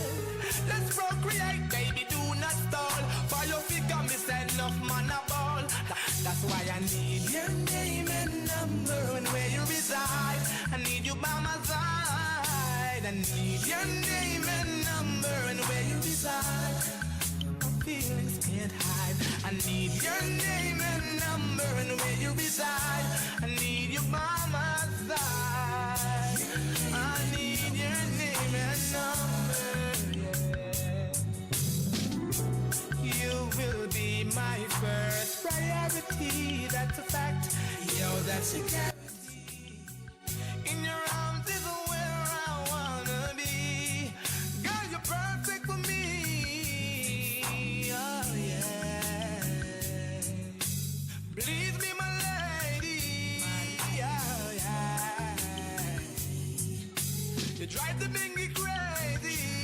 Crazy for you, only you. You turn my gray skies blue. Your name and number and where you reside. I need you, Bama. I need your name and number and where you reside. Your beauty, I just get the vibe. I need your name and number and where you reside. I look into your eyes, you're full with pride. Filled with pride, yeah. I need, yeah.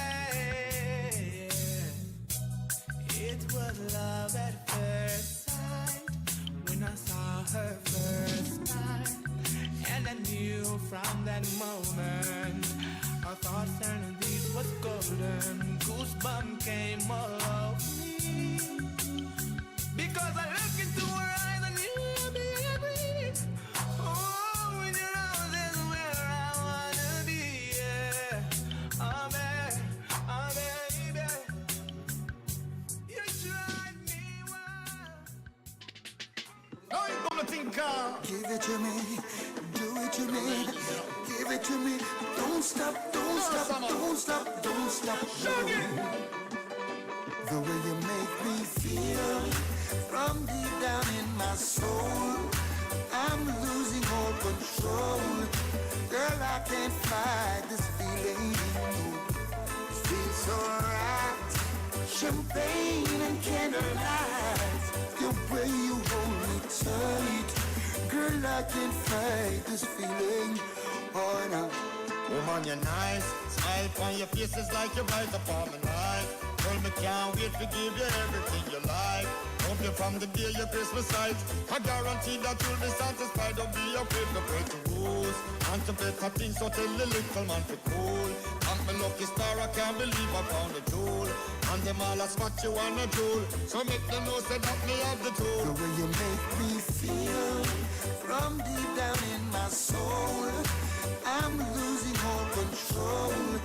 Girl, I can't fight this feeling. It feels so right. Champagne and candlelight, the way you hold me tight. Girl, I can't fight this feeling. Oh no. Woman, you bring the niceness, priceless. Girl, you have the place. Bossy, can't forget. Yes, I love the chase, you know, say. No bagger man can come call your name. All where you gonna, you me claim. Woman, your body tight, matter. Woman, you really blessed. Polite, proper. Out above the rest, you are my darling empress. That's why, girl, I confess. Yeah. Passion, you dance and you smile, you beckon. And I just know what it is you reckon. Give me more, more, yes. Hey, Miss Kisses, I'm gonna grant you your wishes. And you can bet on your 4-leaf clover. I'm gonna love you over and over. The way you make me feel from deep down in my soul, I'm losing all control.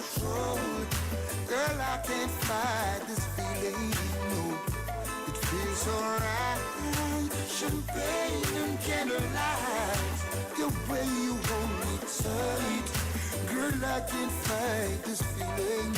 Oh no, love me more, love me more. Love me till I want no more. Yeah, yeah, oh yes. Love me more, love me more. Love me till I want no more. Love you like that, girl.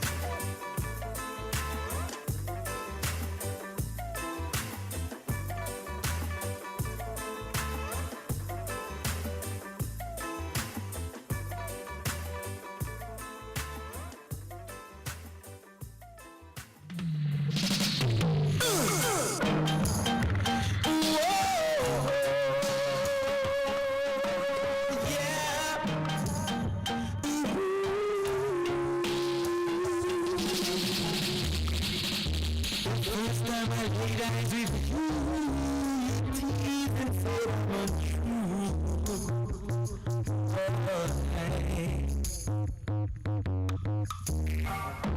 Yet deep in my heart I knew I was in love with you. So caress me, girl, embrace me, girl. You never ever go astray. Caress me, girl, embrace me, girl. Caress me, girl, embrace me, girl. You never ever go away. Caress me, girl, embrace me, girl.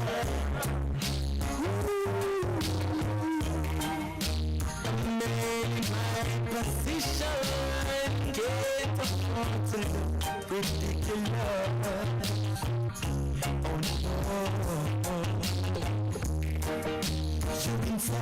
you insult my intelligence, making me so furious. So caress me, girl, embrace me, girl. Never ever go astray. Caress me, girl, embrace me, girl. Caress me, girl, embrace me, girl.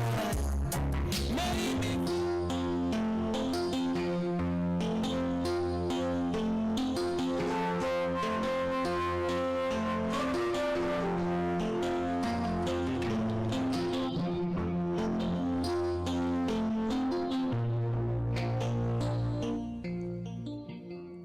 Welcome back to Rebel Radio. We are back on air. We are now going over to talk to Mr. Clifton Grant of the trade union. It's a UAW official. And as you know, this time of the evening is when we turn our attention to workers' rights. Good evening, Mr. Grant. How are you? Good evening, Desmond. Yes. I am doing all right. Yes? Okay. Good evening to your listeners. Yes. So what is happening at the workplace, Clifton? Well, I'm just trying to get back in terms of the local situation. I just came back yesterday afternoon. Yeah. I'm trying to, apart from what I have been following in the media, yes, in terms of the different activities, I have not fully briefed myself in terms of the local activities. Yes. As yet. But for example, there are some issues which I know your union represented, which were unsettled a couple of weeks ago. For example, what is happening at the JUTC? Just a breakout, Leslie. Yeah, no, I'm trying to find. I said, what is happening at the I know some issues which your union is involved. For example, at the JUTC, what is happening at the JUTC? I know the workers went on strike. I think it was last month or April. What is happening there now? Well, currently the issues that the workers took action at, and we are engaged we have engaged the management locally on one of the issue, and the next one is before the Ministry of Labor. and discussion is taking place at the Ministry of Finance level and the other. The one at the Ministry of Finance relating to the increment. Yes. I think you would have heard President of the conference spoke about it, and there should be a meeting was scheduled for last week. I learned that it is rescheduled for one day this week. So we're hoping that that discussion resolve the whole question of performance increment. Yes. That the government unilaterally withdraw at the point of the implementation of the compensation review. Okay. All right. So things are stable there now at the JUTC. I don't get that. Sorry, repeat. I'm asking if the situation is stable at the JUTC. Well, stable is relative, but at this point, we have engaged management in a number of issues at the local level, and we intend to continue those discussions. Yes. And we're hoping we have a meeting scheduled for later this week that I scheduled before I went off. So hoping that in that discussion we will be able to have some further dialogue in terms of a number of aspects of the workers' terms and conditions that we are very, very concerned about. Yes. No, but tell me something, Clifton. At the JUTC, one of the things that I observe, I know that the public is aware of this too. The shortage of buses. You know, shortage is an understatement. Yes. Because at one stage, the minimum run out at the JUTC was something like 325 buses. Yes. And at that stage, the JUTC usually move within a daily basis almost 100,000 commuters. Yes. That gradually reduced to under 300. Now I'm here that it's about around 200 or less. Yeah. Therefore, I am hoping that the new minister will recognize and appreciate that a critical service, this critical service that the JUTC offered to the commuting public, that they can't offer it without the units. And therefore, the government need to take some urgent action to make sure that the fleets can be boosted. We learned that there was 50 buses to come in the system by August or there around. They need much more than that, because over the last 5 years they have not injected any new bus in the system, and given our terrain and our road service to have buses running on a constant basis and not injecting new one and resting the old ones, it really put a serious stress on the units, and therefore the public is the one that negatively impact. Yes, sir. I just came back from Geneva, Leslie, and if we could get a percentage of the level of efficiency of the service that I saw in Geneva, with the commuting public would have smiled. But what is being offered now is way below what is expected, and therefore there's some need to be some urgent action. Yes. The JUTC is too important to be treated the way it has been treated over the last 5 years. Yes, sir. Yes. Well, I heard the new minister saying that, saying something about 100, apart from the 50 that was, I think that's supposed to be on the sea coming now. But apart from that 50, I heard him talk about an additional 100. I don't know, and that, according to him, should be in the system. When you get a chance to interview the minister, yes, ask the minister, what is the lead time to get a unit from wherever it is manufactured into the country? Yes, because That is, I think, very important question, because these are not items that are and these are not shelf to be pulled off. No, these are items which have to be built. They have to go through a process, right? And it takes time, right? It takes time for that to be done. NHT, as you represent workers at NHT, your union, am I right? Yes, our union represents the workers there, and Mr. Garfield is the officer in charge. Yes. But I learned that there was some reclassification exercise that the management failed to implement. Was sent to the Ministry of Finance, and it looked like it went to the Ministry of Finance and ended up in some file 13, and therefore the workers left out there to be wondering what's going on. And therefore, in a situation like those, you have to commend the workers to unite to get what is just, because the reclassification exercise is to determine whether or not the workers are properly compensated.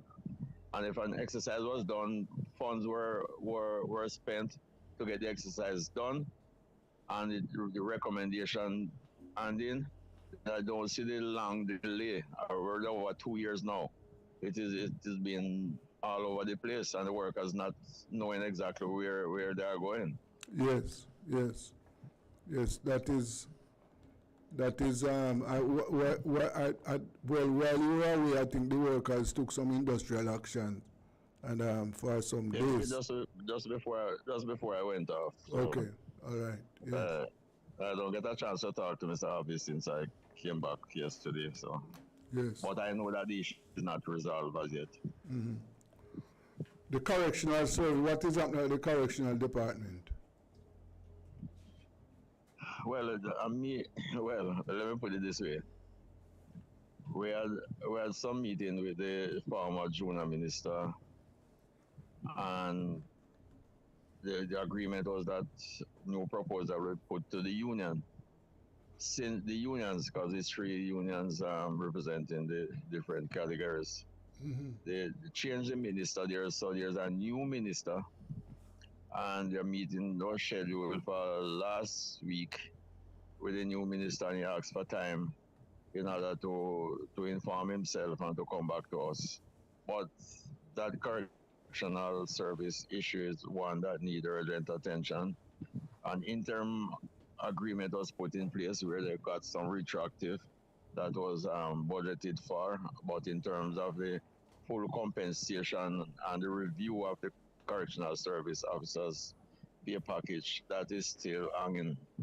I'm hoping that the new minister will urgently come back to the table, in order to deal with it. I heard that he asked for 2 weeks. Yes. And therefore, at the end of the 2 weeks, we expect that the issue will be expedited so the workers can hear exactly what in the compensation review for them. Okay. They will be happy they hear 200%. Okay. While you were away, the government, the Gleaner made an application to the Ministry of Finance for the document that was used, $1 billion. I understand it cost the taxpayers $1 billion. That was paid to Ernest and Young to prepare the document for the reclassification of salaries for the public sector. And the Ministry of Finance said that they can't release that document because it is still in its draft stages. But this is a document that has been used. Yeah, this is the document that has been used to pay the salaries that has been paid to the public sector.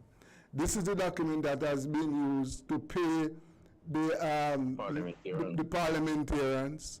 Now, I find it very strange that they have used this document to pay out millions, but they are refusing from making it public so that the public who pay for this document can see it. What do you think about that?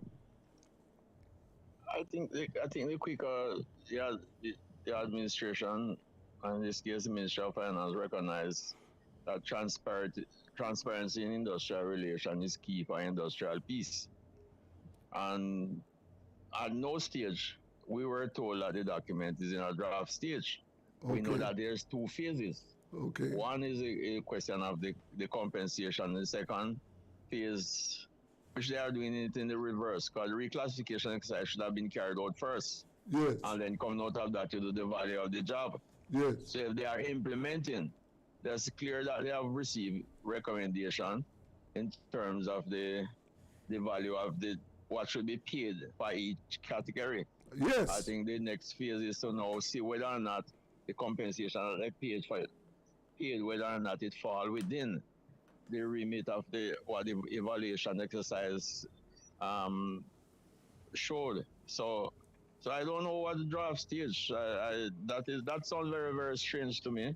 It can't be in a draft stage and you're implementing, and you threaten the unions that if they didn't sign by a certain time, no compensation will be until next year or the year after.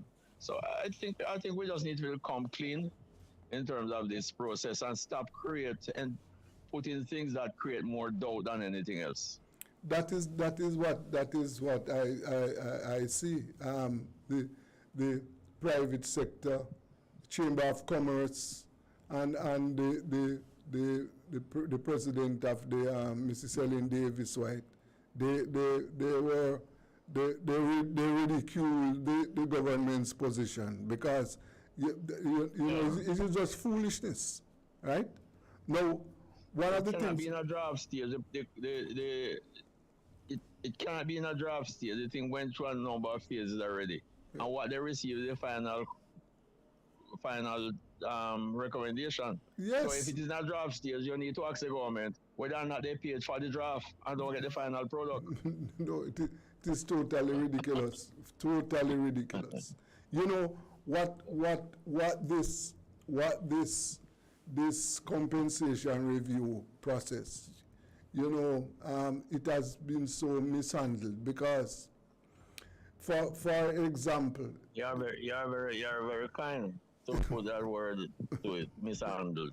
Yes, because it has been messed up. It has been messed up. Yes, because, for example, you just brought up a point here that I don't know how many people remember how the government was strident that they must sign within before a certain time. On a draft document? Yes. I am wondering how that happened, right? And that makes sense. I am sure that some of the signing that took place were in response to the threat from the Minister of Finance, right?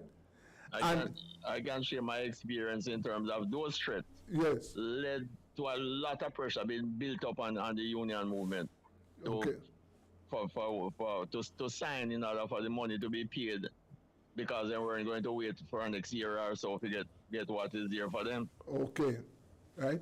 And only to find out that, for example, the situation end up in confusion because they are still sorting out salaries, teacher salaries. They are still sorting out those. There are many public sector workers which they don't get any increase yet. Their salary package is still being still at the table. An important institution like UTEC wasn't in the mix. The University of the West Indies wasn't in the mix. Yes. And therefore they receive an interim adjustment.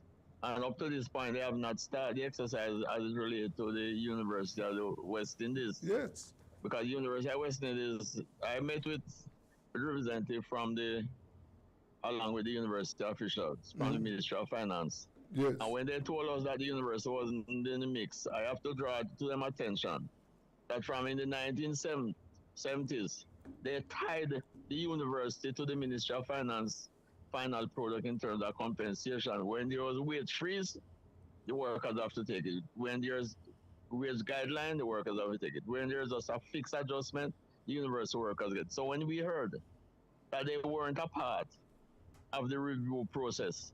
We were really taken aback, and therefore they now agree to carry out that exercise to ensure that universal workers are properly aligned with what the government trying to establish, which is a total compensation package and compensation regime for the central government and related institutions that get funds from the government to operate. Yes. So I think there was a rush to start implementing before recognizing and appreciating that not everybody were taken into account in the process. Transport authority workers, I think they just received their compensation and retroactive in recently. Okay. So this is what happened to move from a compensation regime that is there for decades to a new one. This is a major project, and therefore, to extend that is not only central government impacted, but all the other institutions that connected to central government. We should have taken more time to recognize and appreciate that rolling out in piecemeal is going to create doubt and distrust in the whole process, and that's what exactly coming out now. And the fact that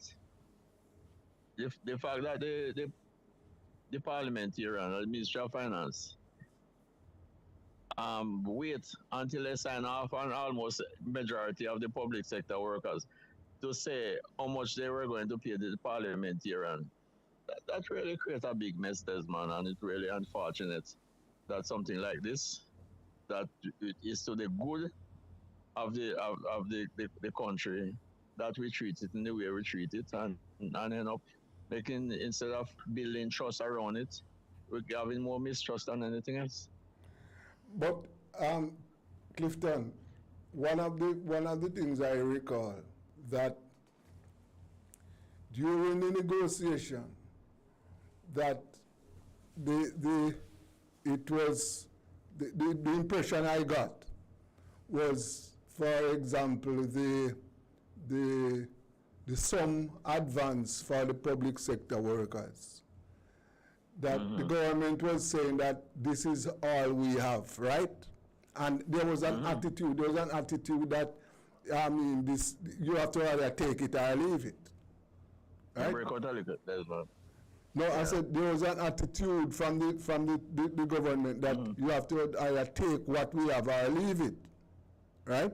Now, the other aspect, when they are now saying to us that, okay, workers in the public sector got 100%, 150% increase. Now, when you look at what they are saying, these are workers whose salaries were so low because those salaries were frozen for years. In other words, what they are getting now, what some of those workers are getting now, is what they should have been getting years ago. Those carpenters and all those other people in the public sector. What they are and then, although the process is incomplete as it relates to payments to public sector workers, the parliamentarians went ahead and made increases for themselves, and they have been paid already. Yeah, they have been paid. Yes, and a number of workers still don't get. No. But let us share something with you, Desmond, in terms of the implementation process. Do you know that the salary that the workers will receive next year, April, they should have been receiving it from last year, April? No, I didn't know that. Why? Well, listen now.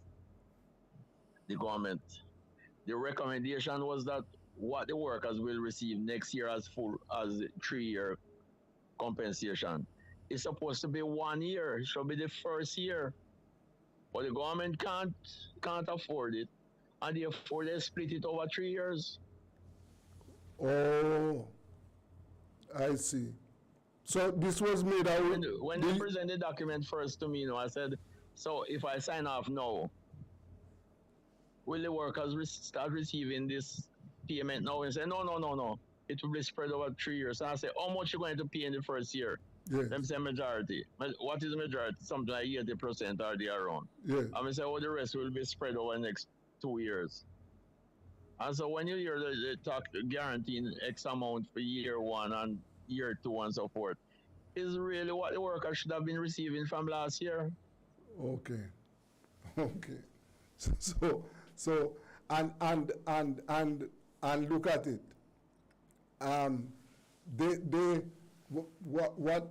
What some, and I think this is something that they should have looked at. The percentage that they voted for themselves. Why they didn't see it fit to spread it out over some more years. Because them don't care. They don't care, Desi. They don't care about the people. Right. They don't care about the people who keeping the wheel turning. No. And as we speak, I'm sure that a number of workers, there is great distress in the workforce right now. Of course. Yes. Some person is worse off because allowances that they normally receive without tax, they're not paying tax. Yes. So when the tax is deducted, then get from less. They were told that they were the net amount, they will receive a net amount. Meaning that whatever they were receiving would have been grossed up to absorb tax. Yes. That was done. So they are actually receiving less pay now. Taking home less pay because they have to now pay tax. Yes. And at a time when inflation is on the move upwards, cost of living generally is moving upwards, right? The electricity rate is going up this year because the JPS has applied for increases. So the pressure is harder on the workers. You know, Clifton, you see that the movement in the minimum wage from 9,000 to 13,000. Yes, it is a movement, but the workers are still under pressure. You know, when you take 13,000 to a grocery shop just to buy food, it's two little bags of food that, you know. I'm not talking about bus fare and I totally agree with you. Yeah. When you look at the price of the basic food items, you wonder what somebody will receive 13,000. How would they survive in terms of the food bill, the light bill, the water bill, the transportation, this paying the school fee, paying the lunch money for the child. But people are suffering. No, I am sure when you talk to the workers, Clifton, when you talk to your workers, they by the way, I should ask you, so what is the response from the workforce when you talk to your workers? How do they feel about, first of all, the increases that the politicians took and the increases that they got? What is their response to it? Listen, let me just put this way. What the workers and the general population have not responded the way how me and you will expect them to respond. Yeah. But the Jamaican people have a way of paying you back in a very quiet way. Yes. And I think the last election, the turnout at the poll was what, 30%? Yes. And if people decide to boycott election, it is going to be less than that. If we have a turnout that which is larger than the 38%, the government is in serious trouble. Yes. And I think people is laying back in order to pay back. And if they decide to go to the poll, they are going to pay back very heavily. Yes, yes. No, the situation is very, very tough. Very, man. very tough. Very, very tough. Very, Clifton. Yes. very tough. Yes. People are suffering. Yes. And boy, then another thing, Clifton, is that, and I'm sure you must get complaint about this, the impact of crime, because that is another element that is stressing out the Jamaican people. Let me say to you, Desi, people are literally free to come out of them yard. Literally. Yes. When you hear a 8-year-old being taken from school and short slash and thrown on the roadside, you don't know who next. No. You don't know. And as I was saying last week, that when you look at the situation, when you compare this time, the period January to June, compared to last year, murders are down 13%.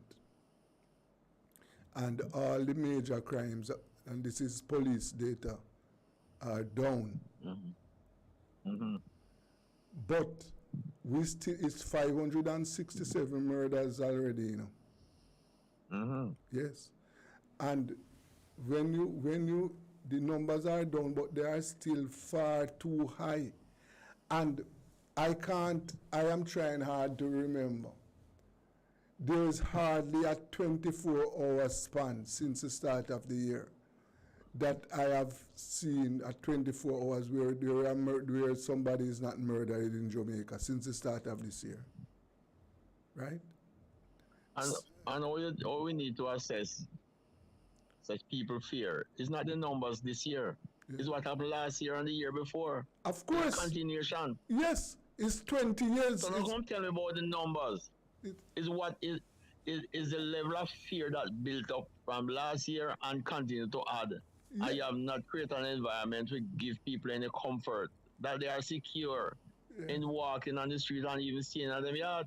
No, it is terrible.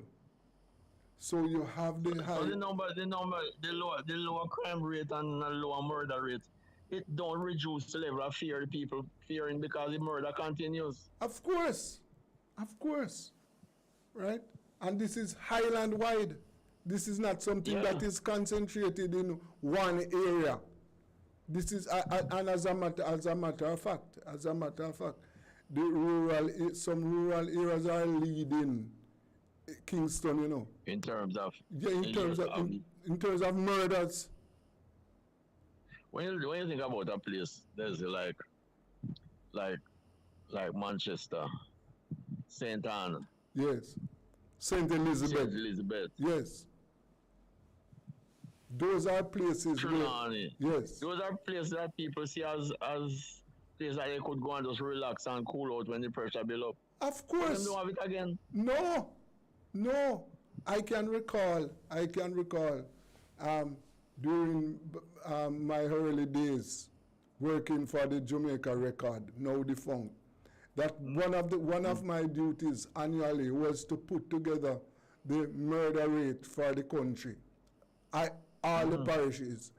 And those parishes that you call, I can recall, those parishes were parishes that I just tick off and put put aside because there were places that you would see if you could sit on the roadside and play domino all night. Of course. People out here in those countries here and I was playing domino. Yeah. And just come and shoot them up. Yes. No. Like for example in St. Anne, the last week there was 34 murders. And the number of murders committed in St. Anne this year is more than the number last year this time. And so you can imagine in a rural area. Yes. Remember, we could just pause a little bit and understand and appreciate rural. rural communities are interlinked, family-wise and so forth, Yes, man. So when a murder committed in community X, is it's a wide cross. It affects almost all the entire parish, Okay. All right. All right. Right. So when you have all three murders in a parish, rural parish, in a week or even in 2 weeks, the entire parish will drive into fear, Of course, man. The entire parish. Because rural people don't live like us in town where we don't even know our neighbor, Yeah. Them know Mas John from miles away, because Mas John family link up into the family in this community here. Yes. And it's not a time when you have to walk or tell Mas John over in the community that Hex dead. In Mas John here at the same time, and see it on social media. Yes, sir. So it's no delay effect. Yeah. It's an instant effect. It is terrible, man. Terrible. So the workers, the work, the high cost of living, the inability to access proper health care, the road conditions, then the crime situation. No, I tell you that the people are under severe pressure. Severe pressure. So one time, the children and women was the safest set of people in this country. Of course. Yes. Nobody interfere with them. War. How much war are going? Yes, they protect them. They were they protected. are coming under attack. Yeah, of course. Of course. So far this year's 8 children murdered already. Right? Yeah.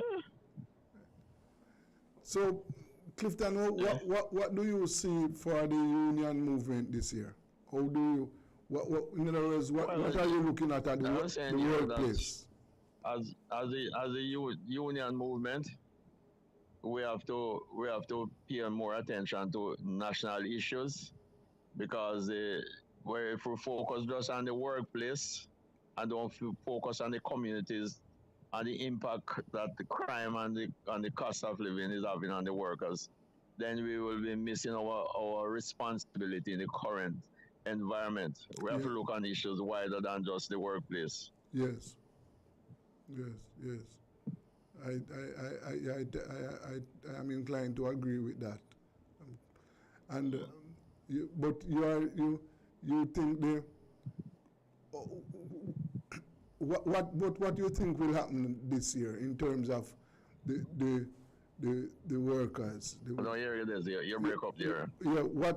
What are you looking at? What are your predictions for industrial relations climate in the country this year?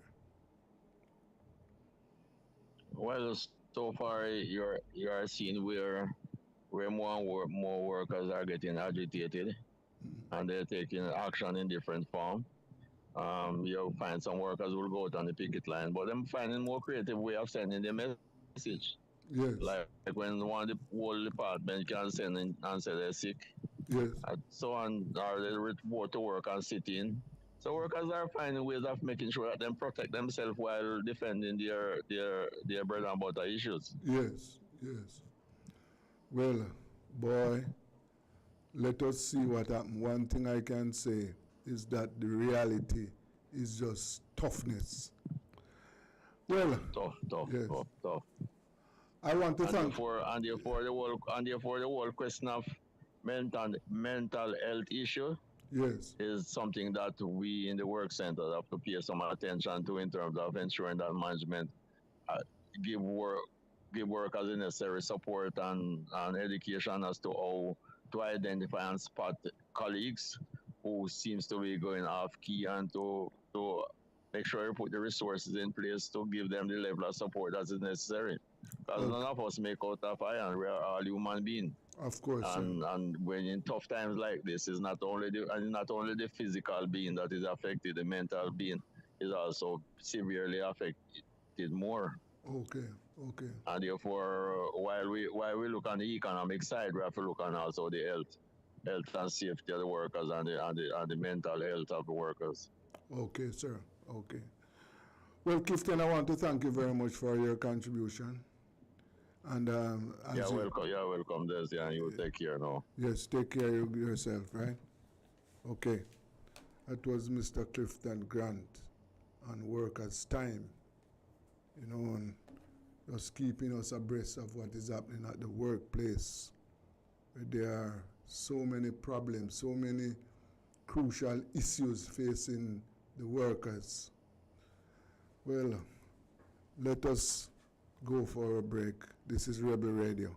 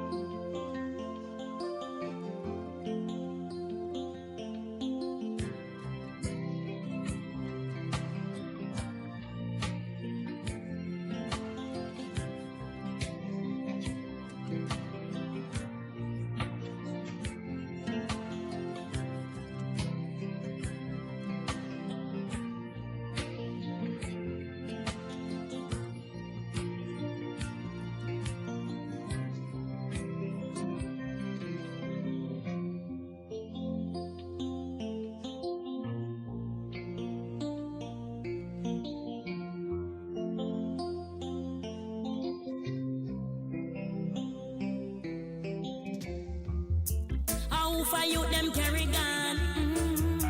But lock up in a Babylon. What is you, man? Tell me. Hey. Up in a Kingston 7.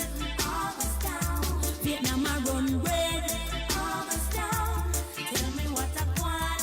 Tell me what I want. Stay in a milling pool in a the riverbed. String up big sound and how will I miss watching the youth them play. Happy smiles on them face. Fish a fry, pot a rice. Everybody feel nice. Then all of a sudden,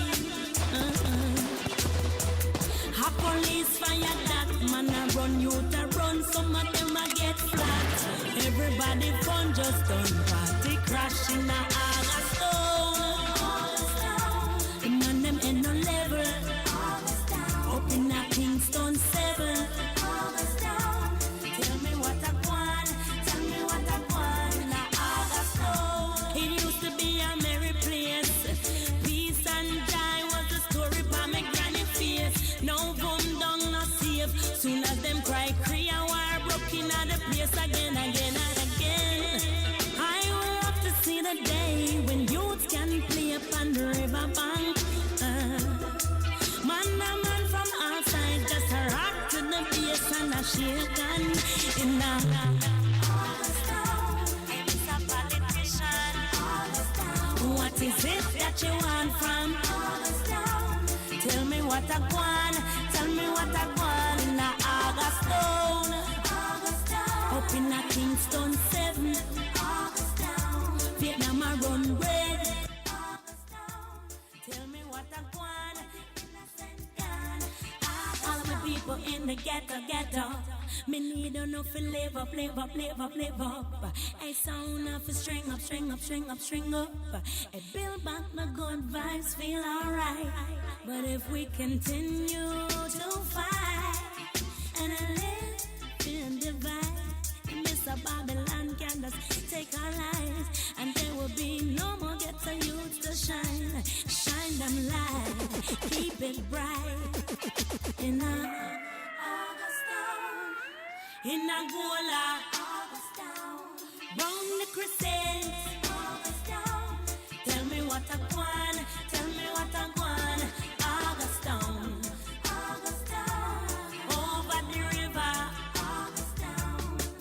Over Bryson. Tell me what I want. Where the innocent gone. Augustone.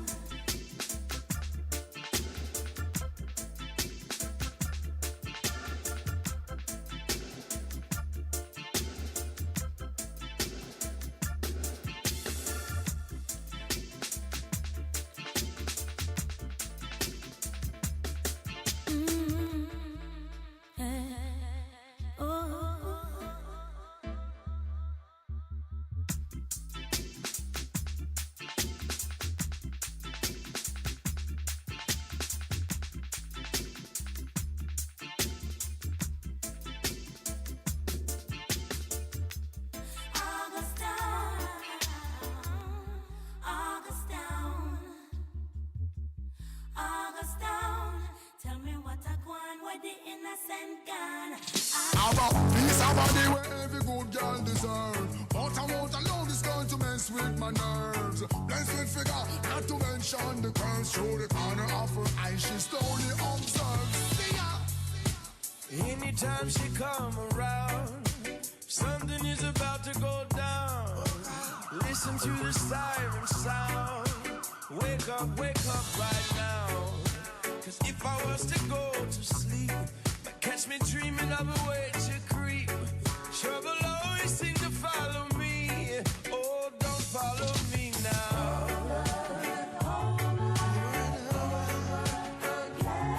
I tried to tell her no, I already have a friend.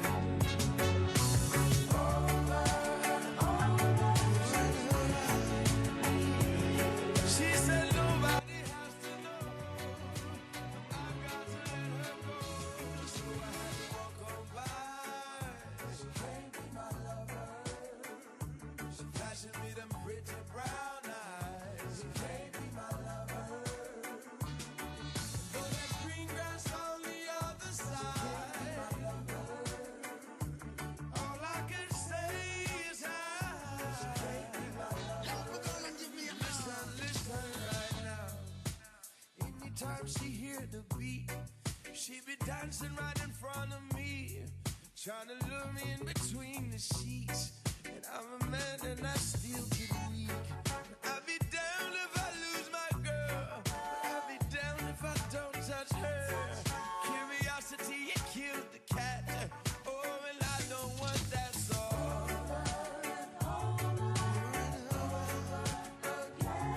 I tried to tell her no, I already have a friend.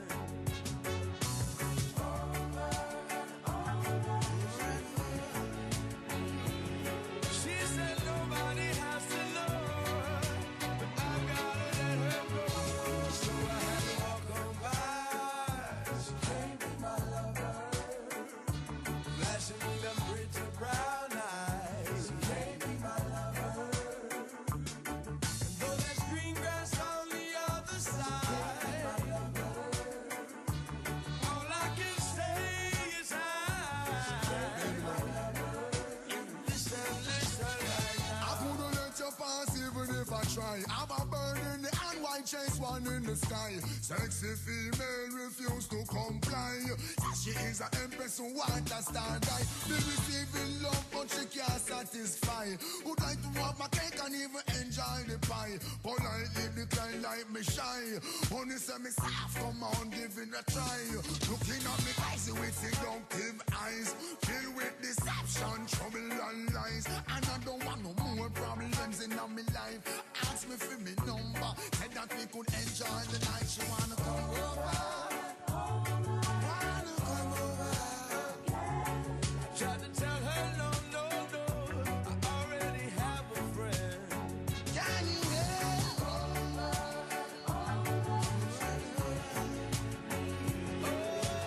Nobody has to know, but I've got to let her go. So I had to walk on by. She can't be my lover. Flashing me them pretty brown eyes. She can't be my lover. Though there's green grass on the other side, all I can say is listen right now. It's the Everybody Sale at New Budget Supplies. Do-it-yourself professionals and contractors. This is the sale for you. Lumber, steel, dress and form ply, water tanks, pumps, PVC pipes and fittings, toilets, bathtubs, vanities and basins, windows, paint, doors, floor and wall tiles, thin sets and grout. Up to 20% off selected items. 195 Hagleyburg Road. Telephone 923-4560. New Budget Supplies. Always the best prices. Tools, Hardware and Supplies is having a massive civil servant sale In celebration of all civil servants. Store-wide discounts and specials on new arrivals and best-selling items for all your home renovations. Best quality items at the lowest prices island-wide. You will love the savings. Just show your ID and you're good to go. So come visit us at 279 Spanish Town Road, 4 South Camp Road, 8 Red Hills Road, or online at toolsja.com. Tools! The Lion King of Hardware. Ever wanted to share what you know about a crime, but were too afraid? At Crime Stop, we make it easy for you to report on crimes safely and 100% anonymously. All it takes is 4 simple steps. First, contact the tip line at 311 or visit www.crimestop.org or www.311tips.com. Then share what you know anonymously with one of our trained counselors. Any information related to criminal activity is accepted. We don't want to know your identity. We don't record calls or use star 69. And there is no way of tracing tips over the phone or online. You'll also be given a file number for your tip. Next, track the progress of your tip by calling our tip line at 311 and quoting your file number. Finally, if your tip leads to success, you will be eligible for a cash reward. Rewards will be paid out upon request through a trusted disbursement agency with verification process to ensure that your identity remains hidden. Share what you know anonymously. Contact Crime Stop today. Jamaica. Best decision ever. Feel the sand between your toes and the gentle waves of the sea on your skin. Feel the warm Jamaican breeze lift your spirits and nourish your soul. Escape to exactly what makes your heart beat. You will love every moment. Jamaica, heartbeat of the world. Let's go. Do it for your best life. Wait. Go check your HIV status. Wait. So keep your life trending, no pretending. Me, I tell yourself, do it for you, do it for you. Every time you are link with a condom, coulda Ozzy, coulda wife, coulda be a random. Condom connect and protect your profile. Be your own fan. Do it for your best life. Do it for your best life. Do it. Don't put yourself at risk. Condom connect every time. Do it for your best life. Do it.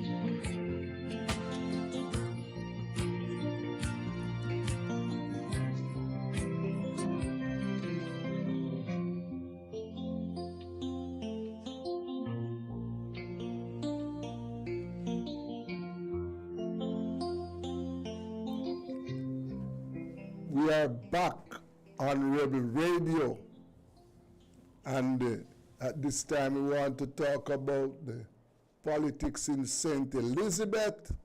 Yes, and we have two well-informed members of the St. Elizabeth community, Mr. David Satchwell, and gentlemen, good evening. Good evening, Gazon. Yes. Good evening. Thanks for having us. Yes. And I want to thank both of you for joining me. Remind me of your not David. Remind me of your name. Remind me of who's it, Mr. Right. Thank you. I'm Kevar Bennett. Yes, Mr. Bennett, right? Mr. Bennett, Mr. Kevar Bennett, and Mr. David Satchwell. Now, gentlemen, what is happening in St. Elizabeth politically? Before you answer that question, it has been raining down there. Am I right? Yes. Yes. And actually, there is a slight drizzle, some rain, yes, but nothing untoward.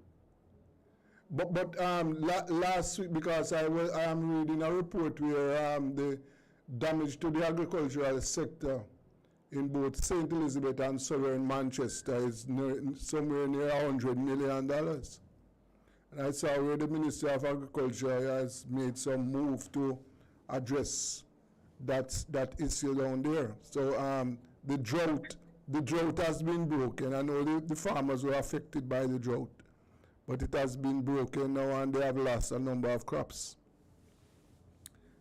Yes. Well, go ahead, Kevin.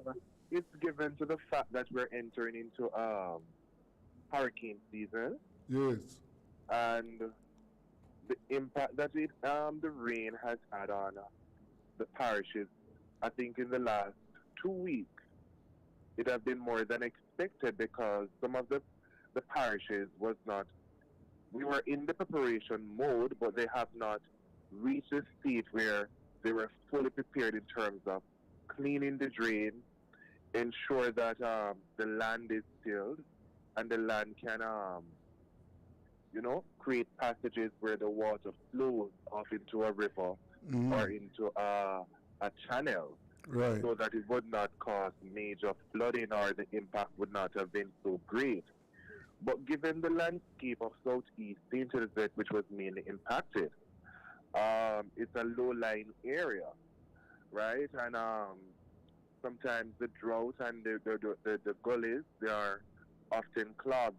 They're not cleaned, and therefore would have a significant amount of drought. Yes. And given to the fact that that is from it's a farming area where most of the living from the persons within St. Elizabeth, Southeast region, they slowly depend on farming. So most of their livelihood would have come from farming. And to see that the flooding came and most of their lands and the crops that they would have farmed, they were just withered away because of the flooding, and they're gone. Mm-hmm. But to mitigate some of these effects, more resources need to be poured into the parish council segment for drain cleaning in a preparation to meet the hurricane season, especially now that we are experiencing climate change in a more significant way than we have ever experienced within the last century or so. Okay.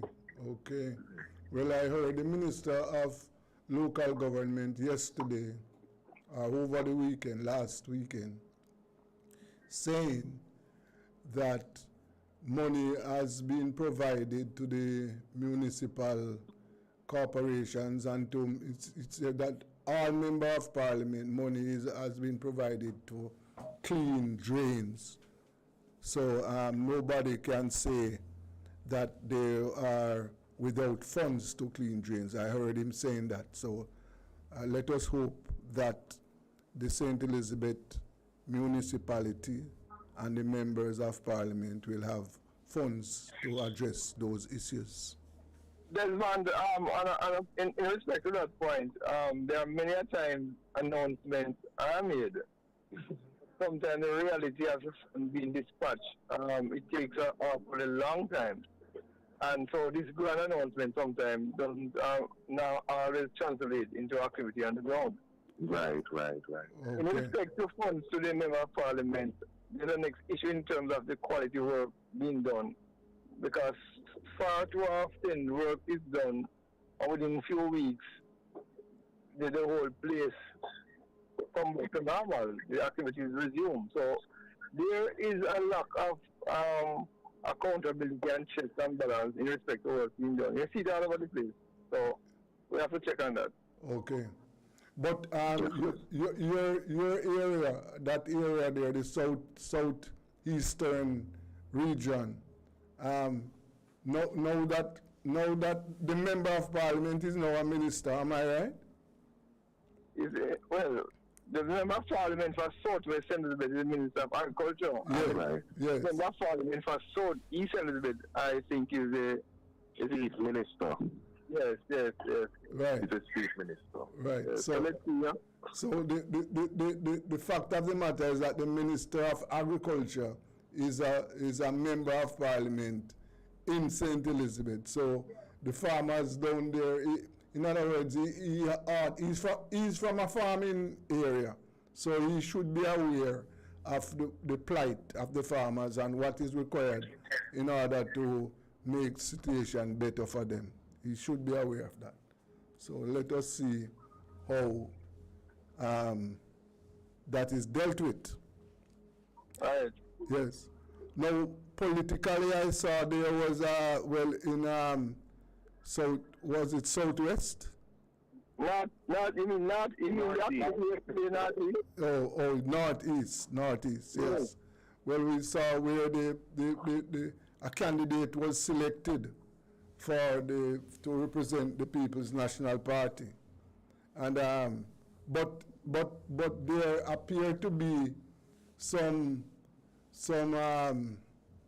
what I should say, there seem to be some protests, because I heard from supporters of Mr. Spencer, and Mr. Spencer himself saying over 300 delegates were not permitted to vote. Apparently, I hear where you're going, but I want to be very quick on the job with this, in respect to that. Yeah. First of all, from where I sit, the result was that was long established that would have been the result. From where I sit politically, okay. It was well known that the groups as they were structured were heavily in favor of Comrade Jess.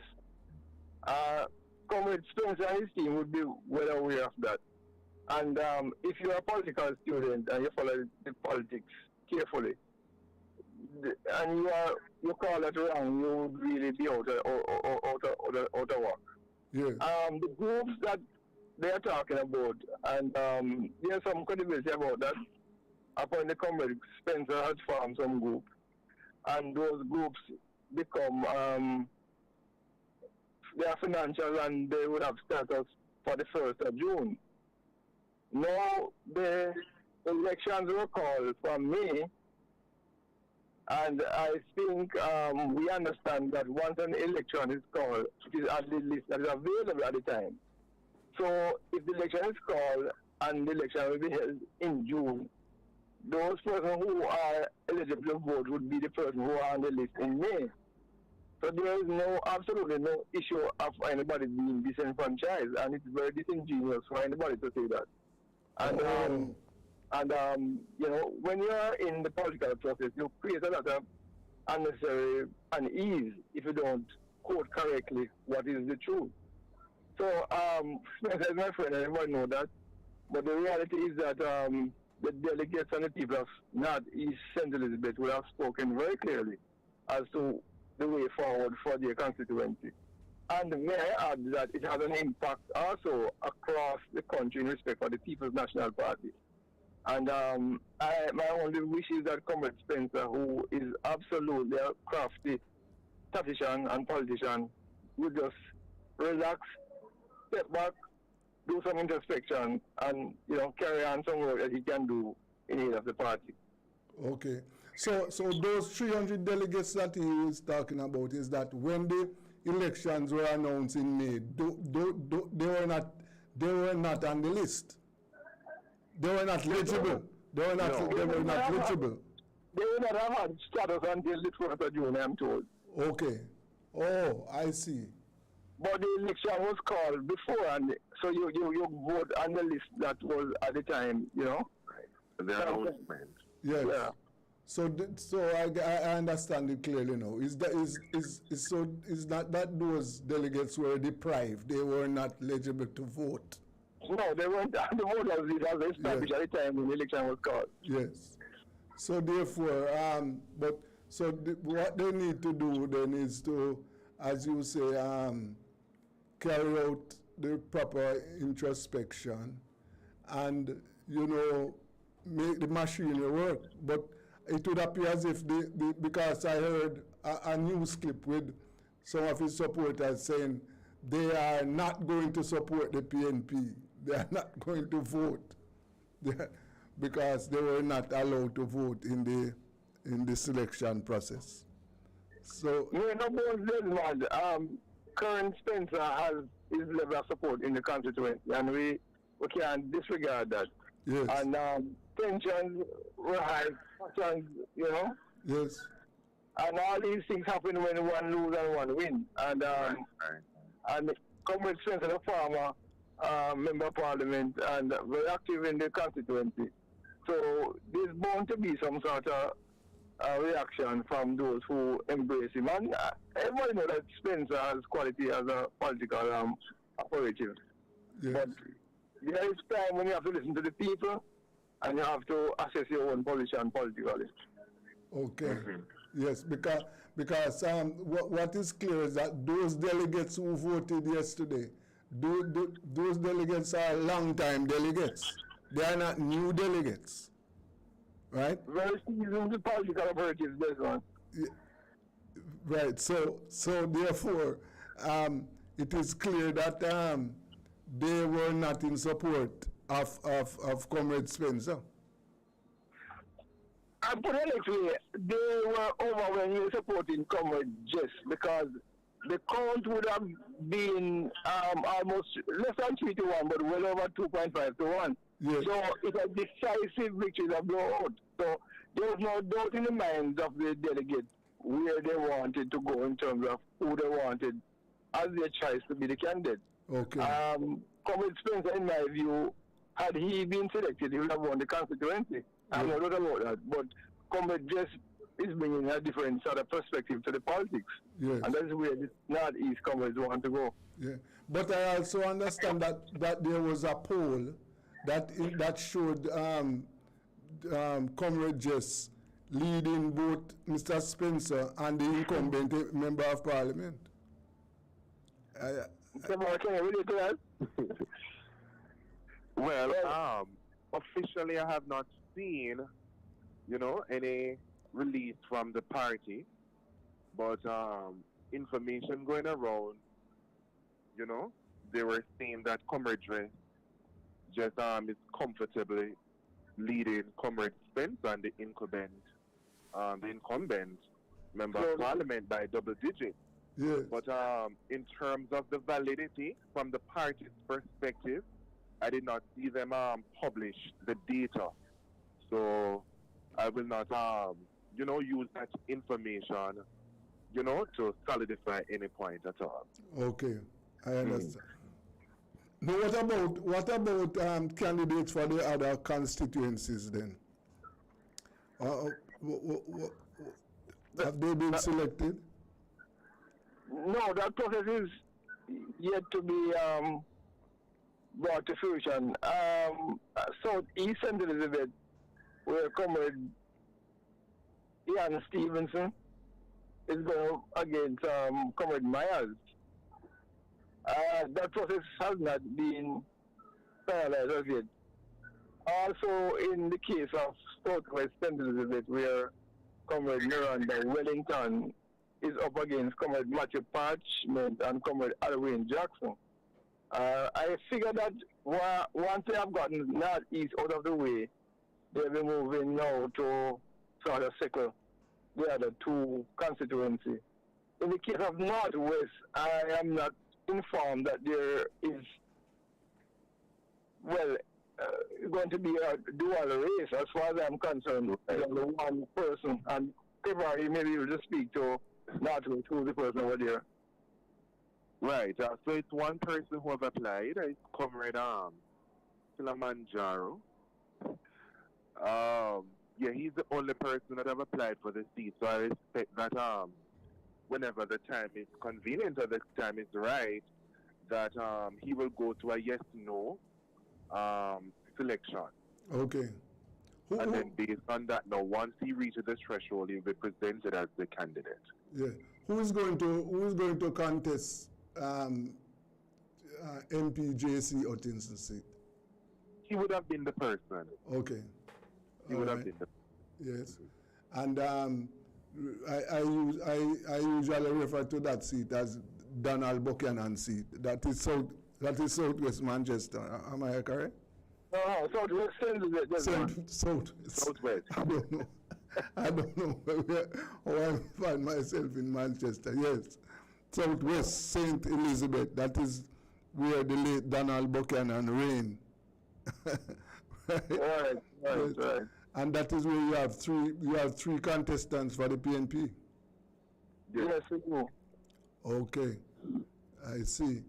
One of the that race apparently might be going down somewhere at the end of the month into July, you would feel.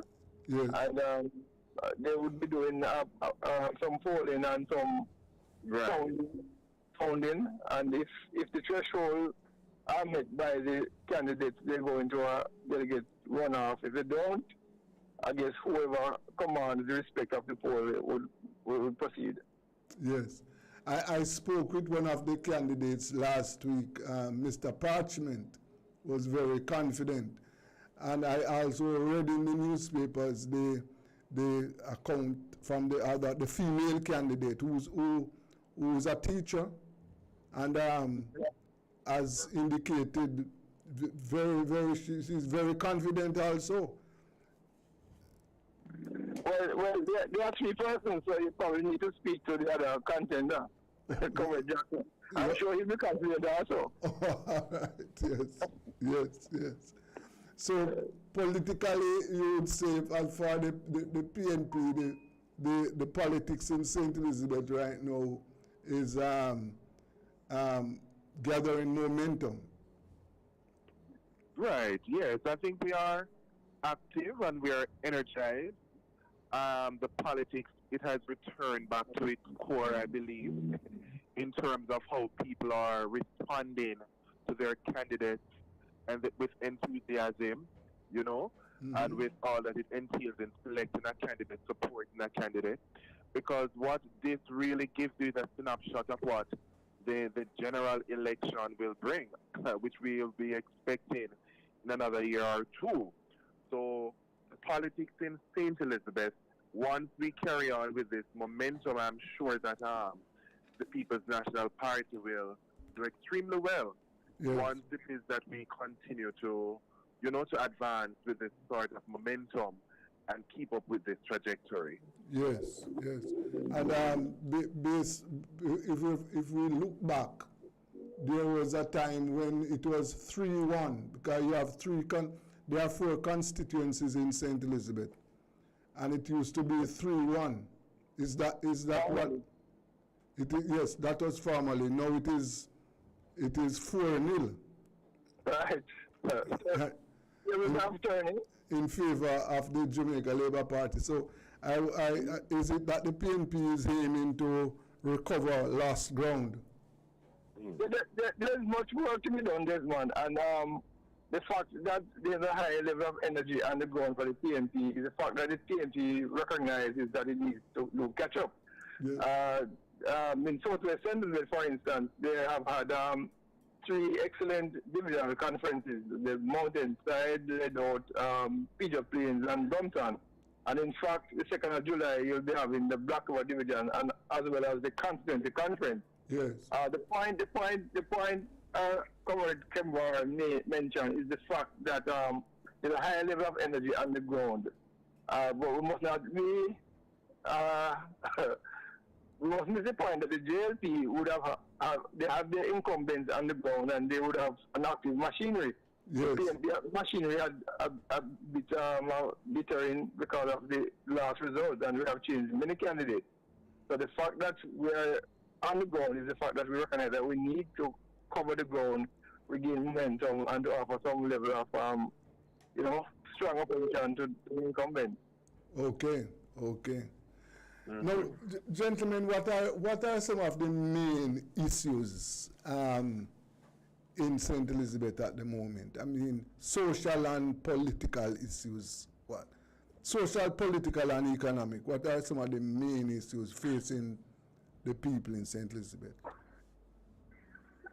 Well, let me speak to some of the issues that I see on a day-to-day basis. Because you're on the ground every day, you're meeting with the people, you're seeing their needs, you're seeing their shortcomings, and what St. Elizabeth has been the parish that was first to have electricity, right? Yes. And, in Black River, to be exact, and even right across the outskirts of St. Elizabeth, water has been a long-standing issue, that most of the communities have been faced with. And, a few weeks ago we have met, there was a meeting with the SDC group in a community called Vineyard District where they haven't had water for over 30 years. Wow. One of the residents says that they haven't had water for over 30 years. And during that 30 years, what is even more interesting is that they have been billed by the National Water Commission for water that they have not gotten, right? And they are seeking to rectify that with NWSC as well. Right.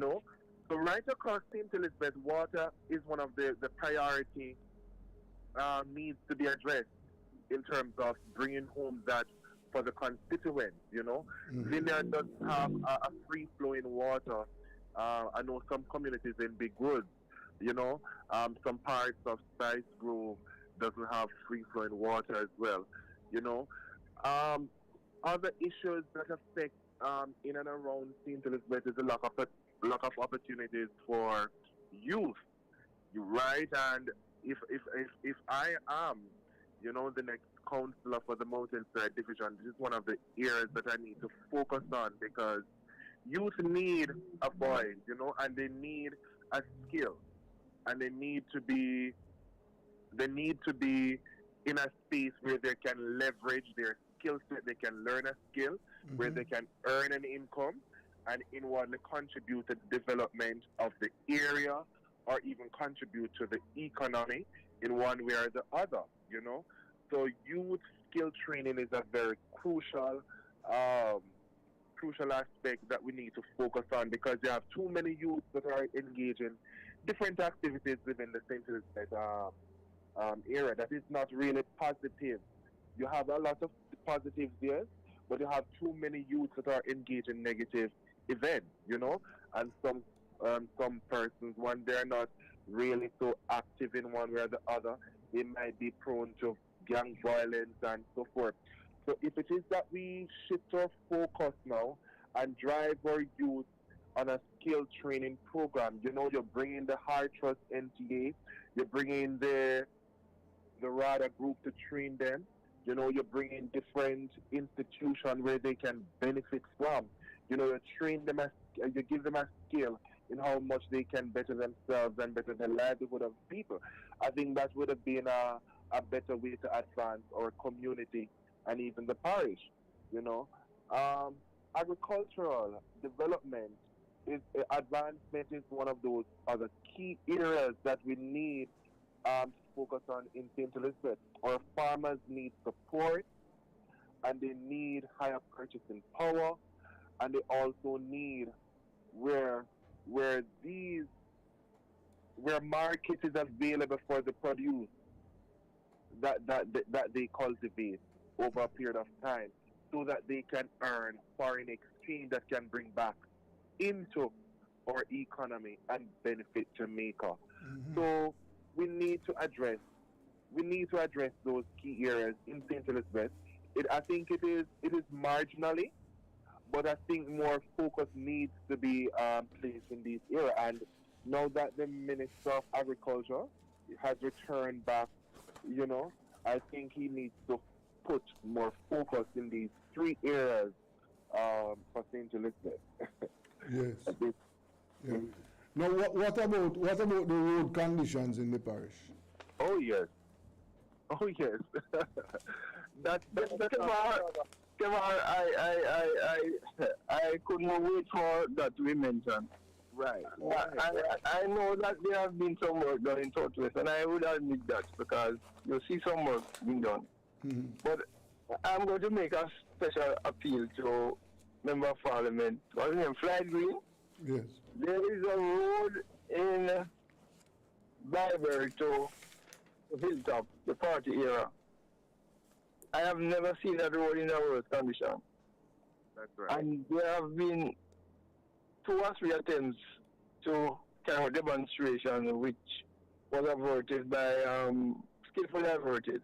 I am not pushing for a demonstration, but that road was the first piece of road I have seen in my time that has been enabled through community activism, a community group. And it has been allowed to deteriorate beyond recognition without any sort of assistance from the powers that be. When you consider some districts have gotten their road fixed 3 times, and I am speaking from fact, and you have not paid attention to that, it is just palpable. It is bad. Another road I will talk about is the Panside-Williamsfield Road. We have a condition that when flood occurs, that is a bypass road from all the from southern region to Black River, and that road was always kept in good condition.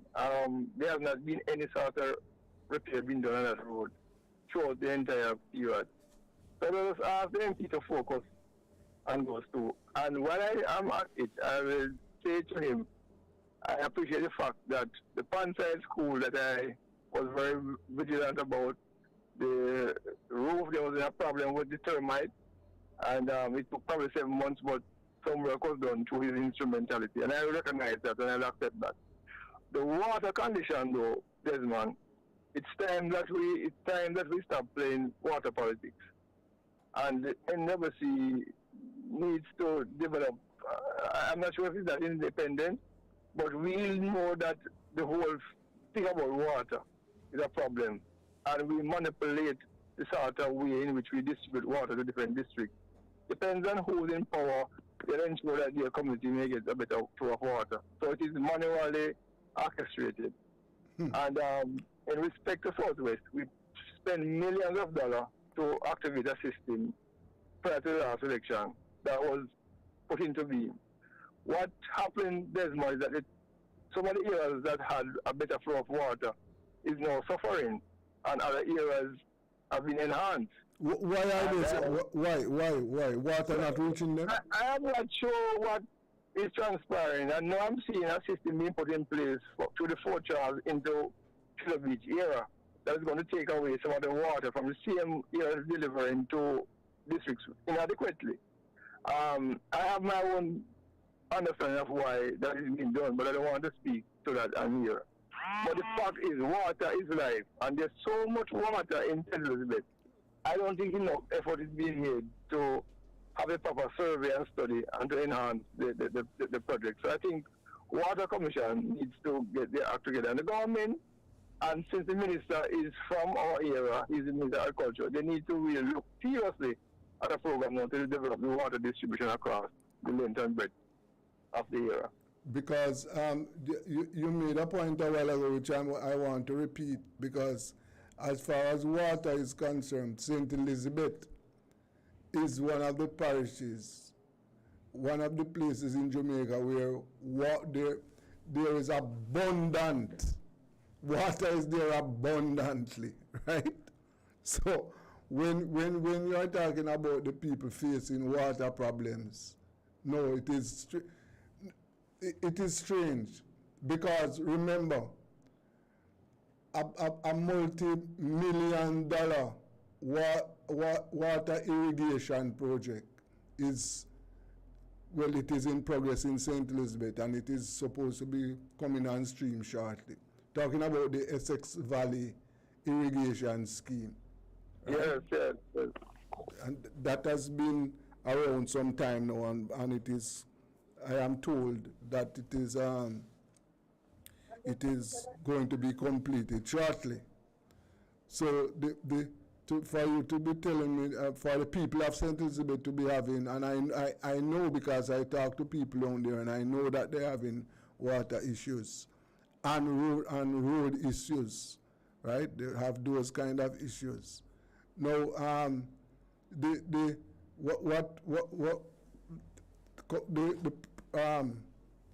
prospective counselor, are you thinking of making a plan that will make agriculture more attractive, so that youth can enter agriculture?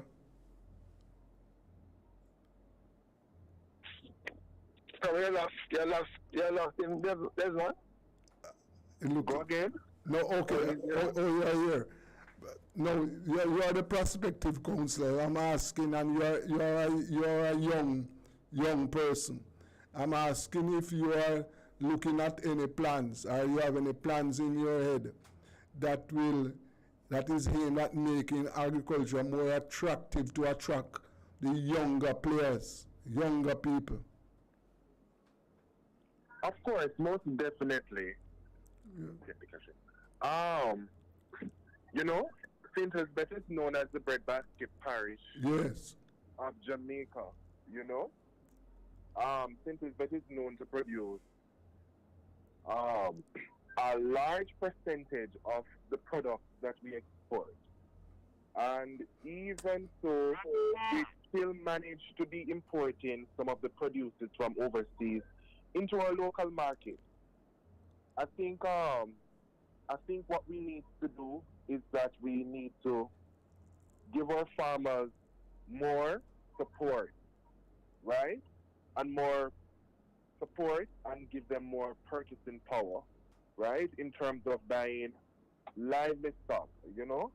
And from that now, after they would have reaped whatever crops or whatever it is that they would have ascertained, the market needs to be provided where they can export to earn foreign exchange. Yes, sir. Yes, because this is a big thing now for us to focus on. We need to focus on producing locally, but we need to sell internationally. Sell internationally. Okay. So we need to sell internationally so that we can bring back in foreign exchange into the country, so that can contribute to the economic growth and development of the country, right? I've seen several articles where AI is now being introduced. Artificial intelligence, yes, have been introduced, and it's one of the main key where the country is advancing using technology, understand, to develop the agricultural sector. The U.S. now, they are not, they are creating systems where they are using machinery to harvest the plants and to cultivate them. So the skills and the labor that we would need, it is not so much needed now in the U.S. because they are developing AI technology, right? To dive into this sector where they use this machine to harvest the crop, to till the soil, and also to produce pest management control. So, for instance, now in Jamaica, we are plagued with, for example, a pesticide, or we have an outbreak of a disease condition and affecting our crops. Yes. In the U.S. now, the machine would have been produced with this special feature, where that if there is any pesticide or wherever it is the crop is being cultivated during that process, it would have been taken care of. There wouldn't need any manual power, any manual labor to do any pest management control. So in terms of where agriculture is advancing, in terms of using technology, we need to introduce and expose our people more to the different technological advances, so that, guess what, the work of agriculture can be improved, and Jamaica can reach that stage where we not only depend on our local labor, or you understand, or manual labor, that we have utilized some of the advances in technology, so that we can have better turnaround time within our products for export, to export on the international stage. Yes. But these are plans that I plan to develop, and also to flesh out in a more opportune way, which to present it to my division, in which people can take advantage of. You understand? Because technology. Go ahead. No, which division are you planning to contest, sir? Which? I am now the standard bearer for the Mountainside division. Mountainside division. Yes. It's a division that has a history. It's a division that has a history. Knowing that we only managed to bring it home once. Yes. For the People's National Party, I think it was in the 1970s thereabouts. But based on how politics have changed over time, and when people need fresh representative, person that is strong and committed, and person that will advocate on their behalf. Anything in the climate can change at any time, based on how the people are responding to you and the work, whatever you bring. Yes. So, okay. So all hope is not lost.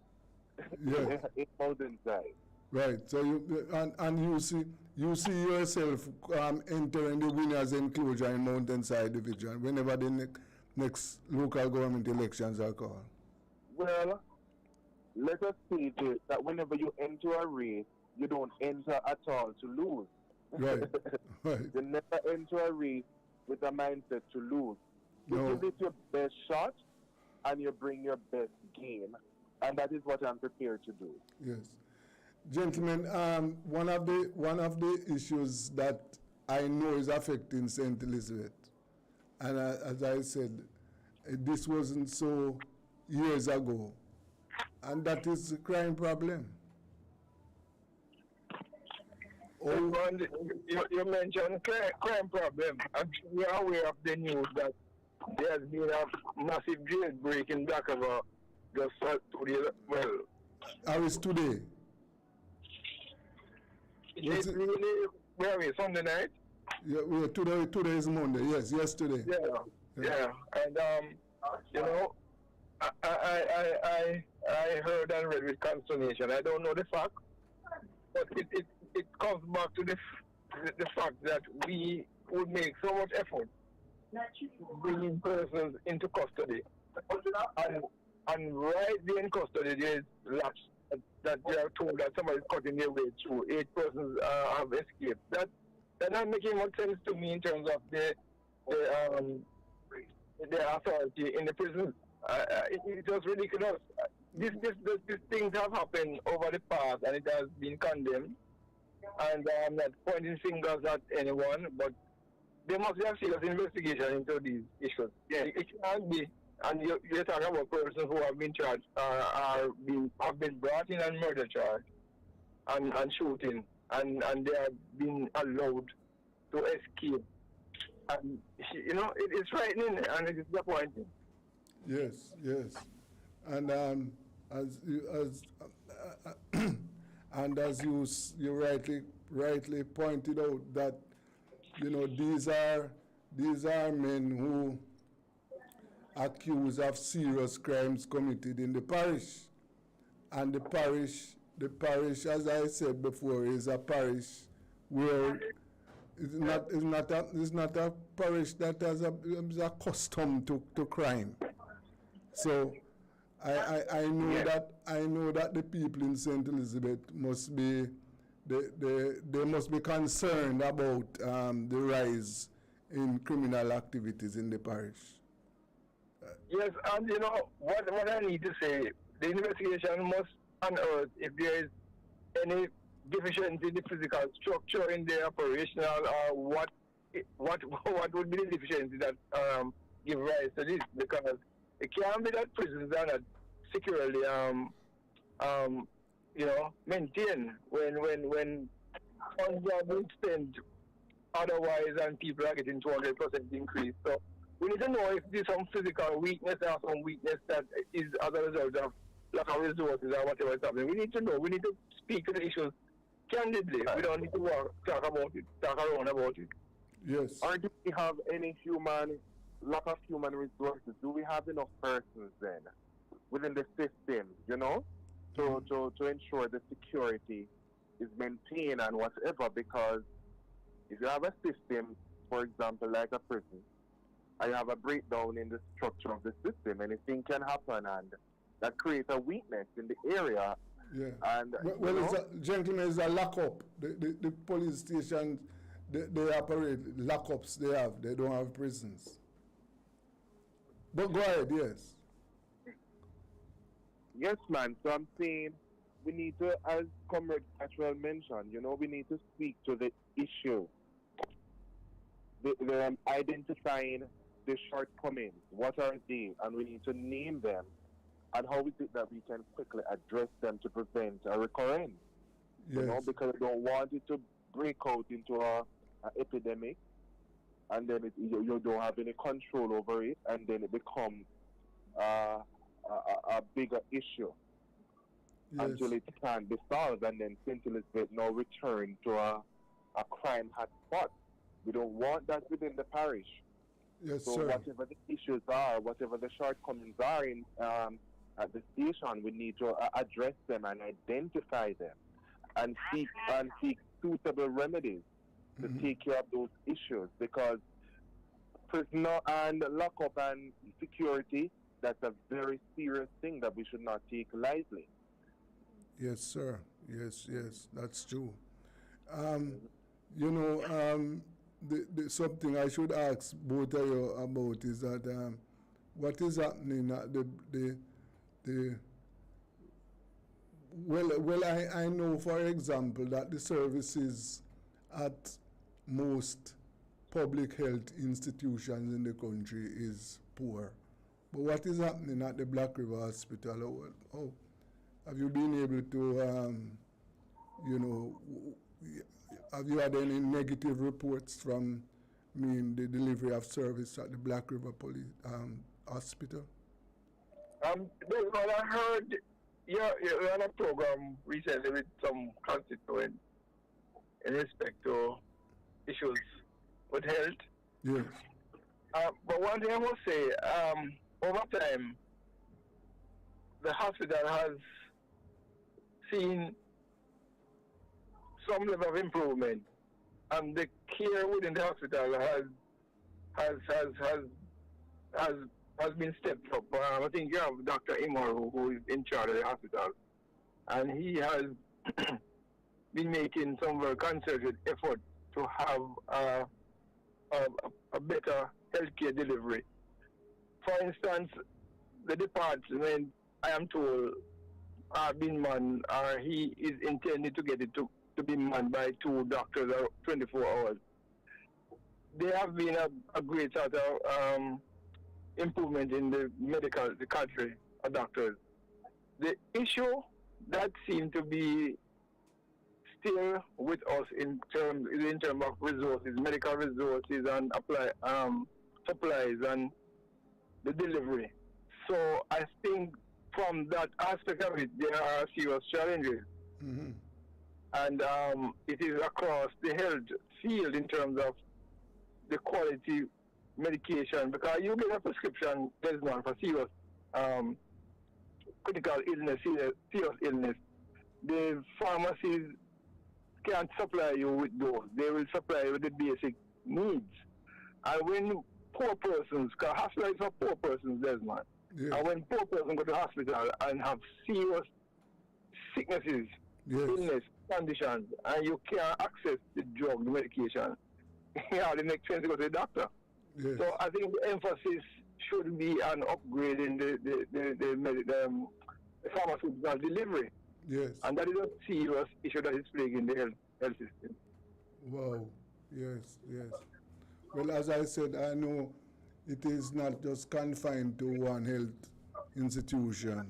Most of the public health institutions, they are having those kind of issues, the inability to find drugs, to deliver drugs to the patients.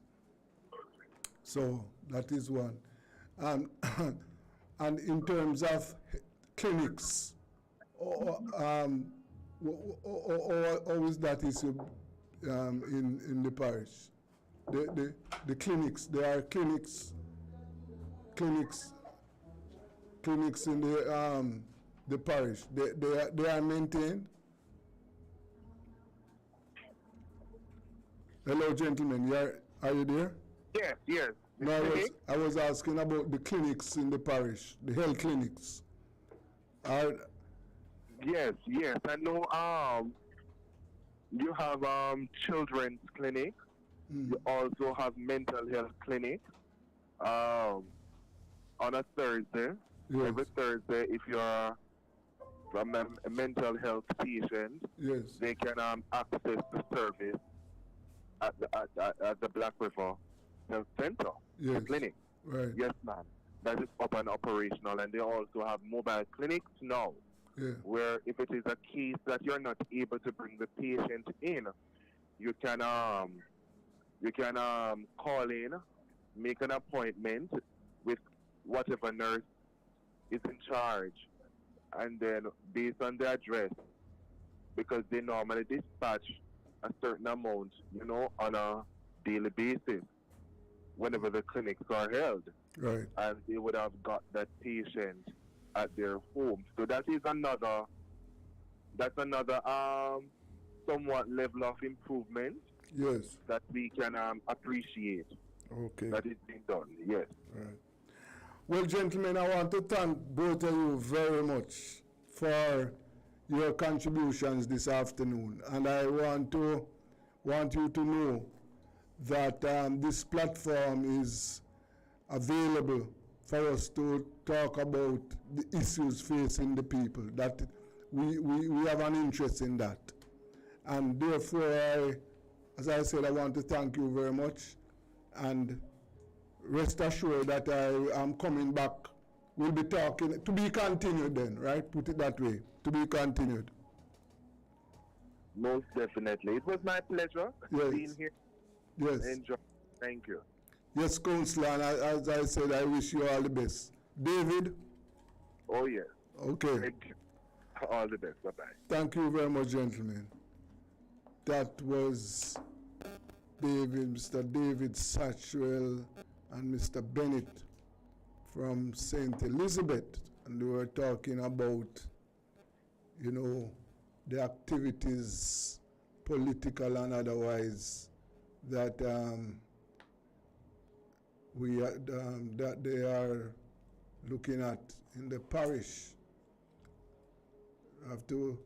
Therefore, I want to thank them very, very much. Well, we have come to the end of our program for today, Monday. I want to thank all my guests, all my viewers and listeners for taking time out to listen to us. Well, stay tuned to Rebel Radio, and you can see listen to this program, a rebroadcast on Rebel Radio and Google. Want to thank Kevin, our technical operator. And until Wednesday, stay safe and fit, and stay tuned to Rebel Radio. I am Desmond Richards.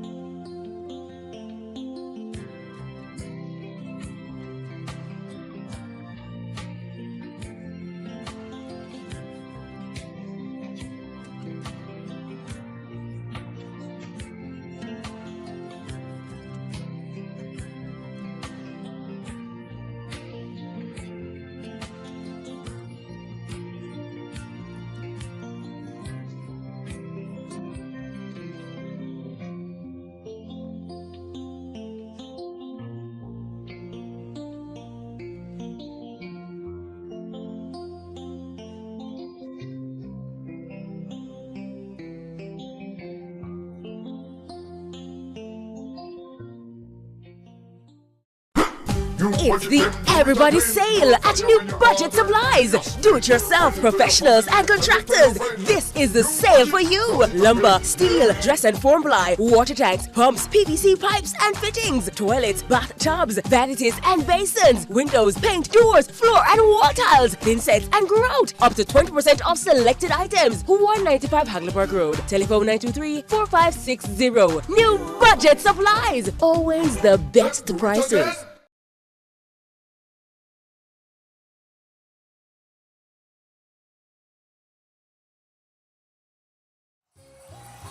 Tools, Hardware and Supplies is having a massive civil servant sale in celebration of all civil servants. Store-wide discounts and specials on new arrivals and best-selling items for all your home renovations. Best quality items at the lowest prices island-wide. You will love the savings. Just show your ID and you're good to go. So come visit us at 279 Spanish Town Road, 4 South Camp Road, 8 Red Hills Road, or online at toolsja.com. Tools! The Lion King of Hearts here. Ever wanted to share what you know about a crime, but were too afraid? At Crime Stop, we make it easy for you to report on crimes safely and 100% anonymously. All it takes is 4 simple steps. First, contact the tip line at 311 or visit www.crimestop.org or www.311tips.com. Then share what you know anonymously with one of our trained counselors. Any information related to criminal activity is accepted. We don't want to know your identity. We don't record calls or use star 69. And there is no way of tracing tips over the phone or online.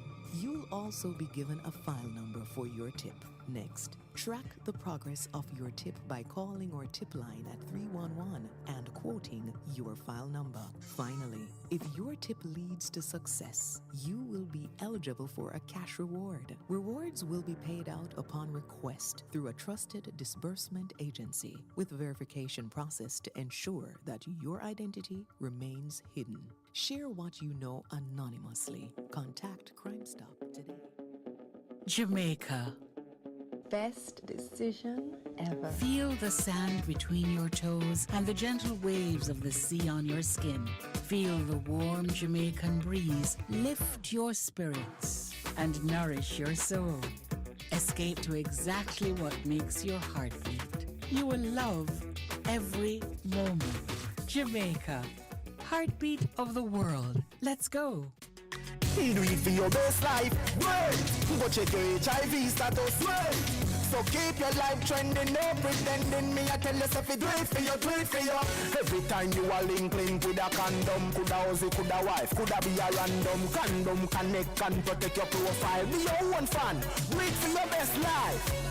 Do it for your best life. Do it. Don't put yourself at risk. Condom connect every time.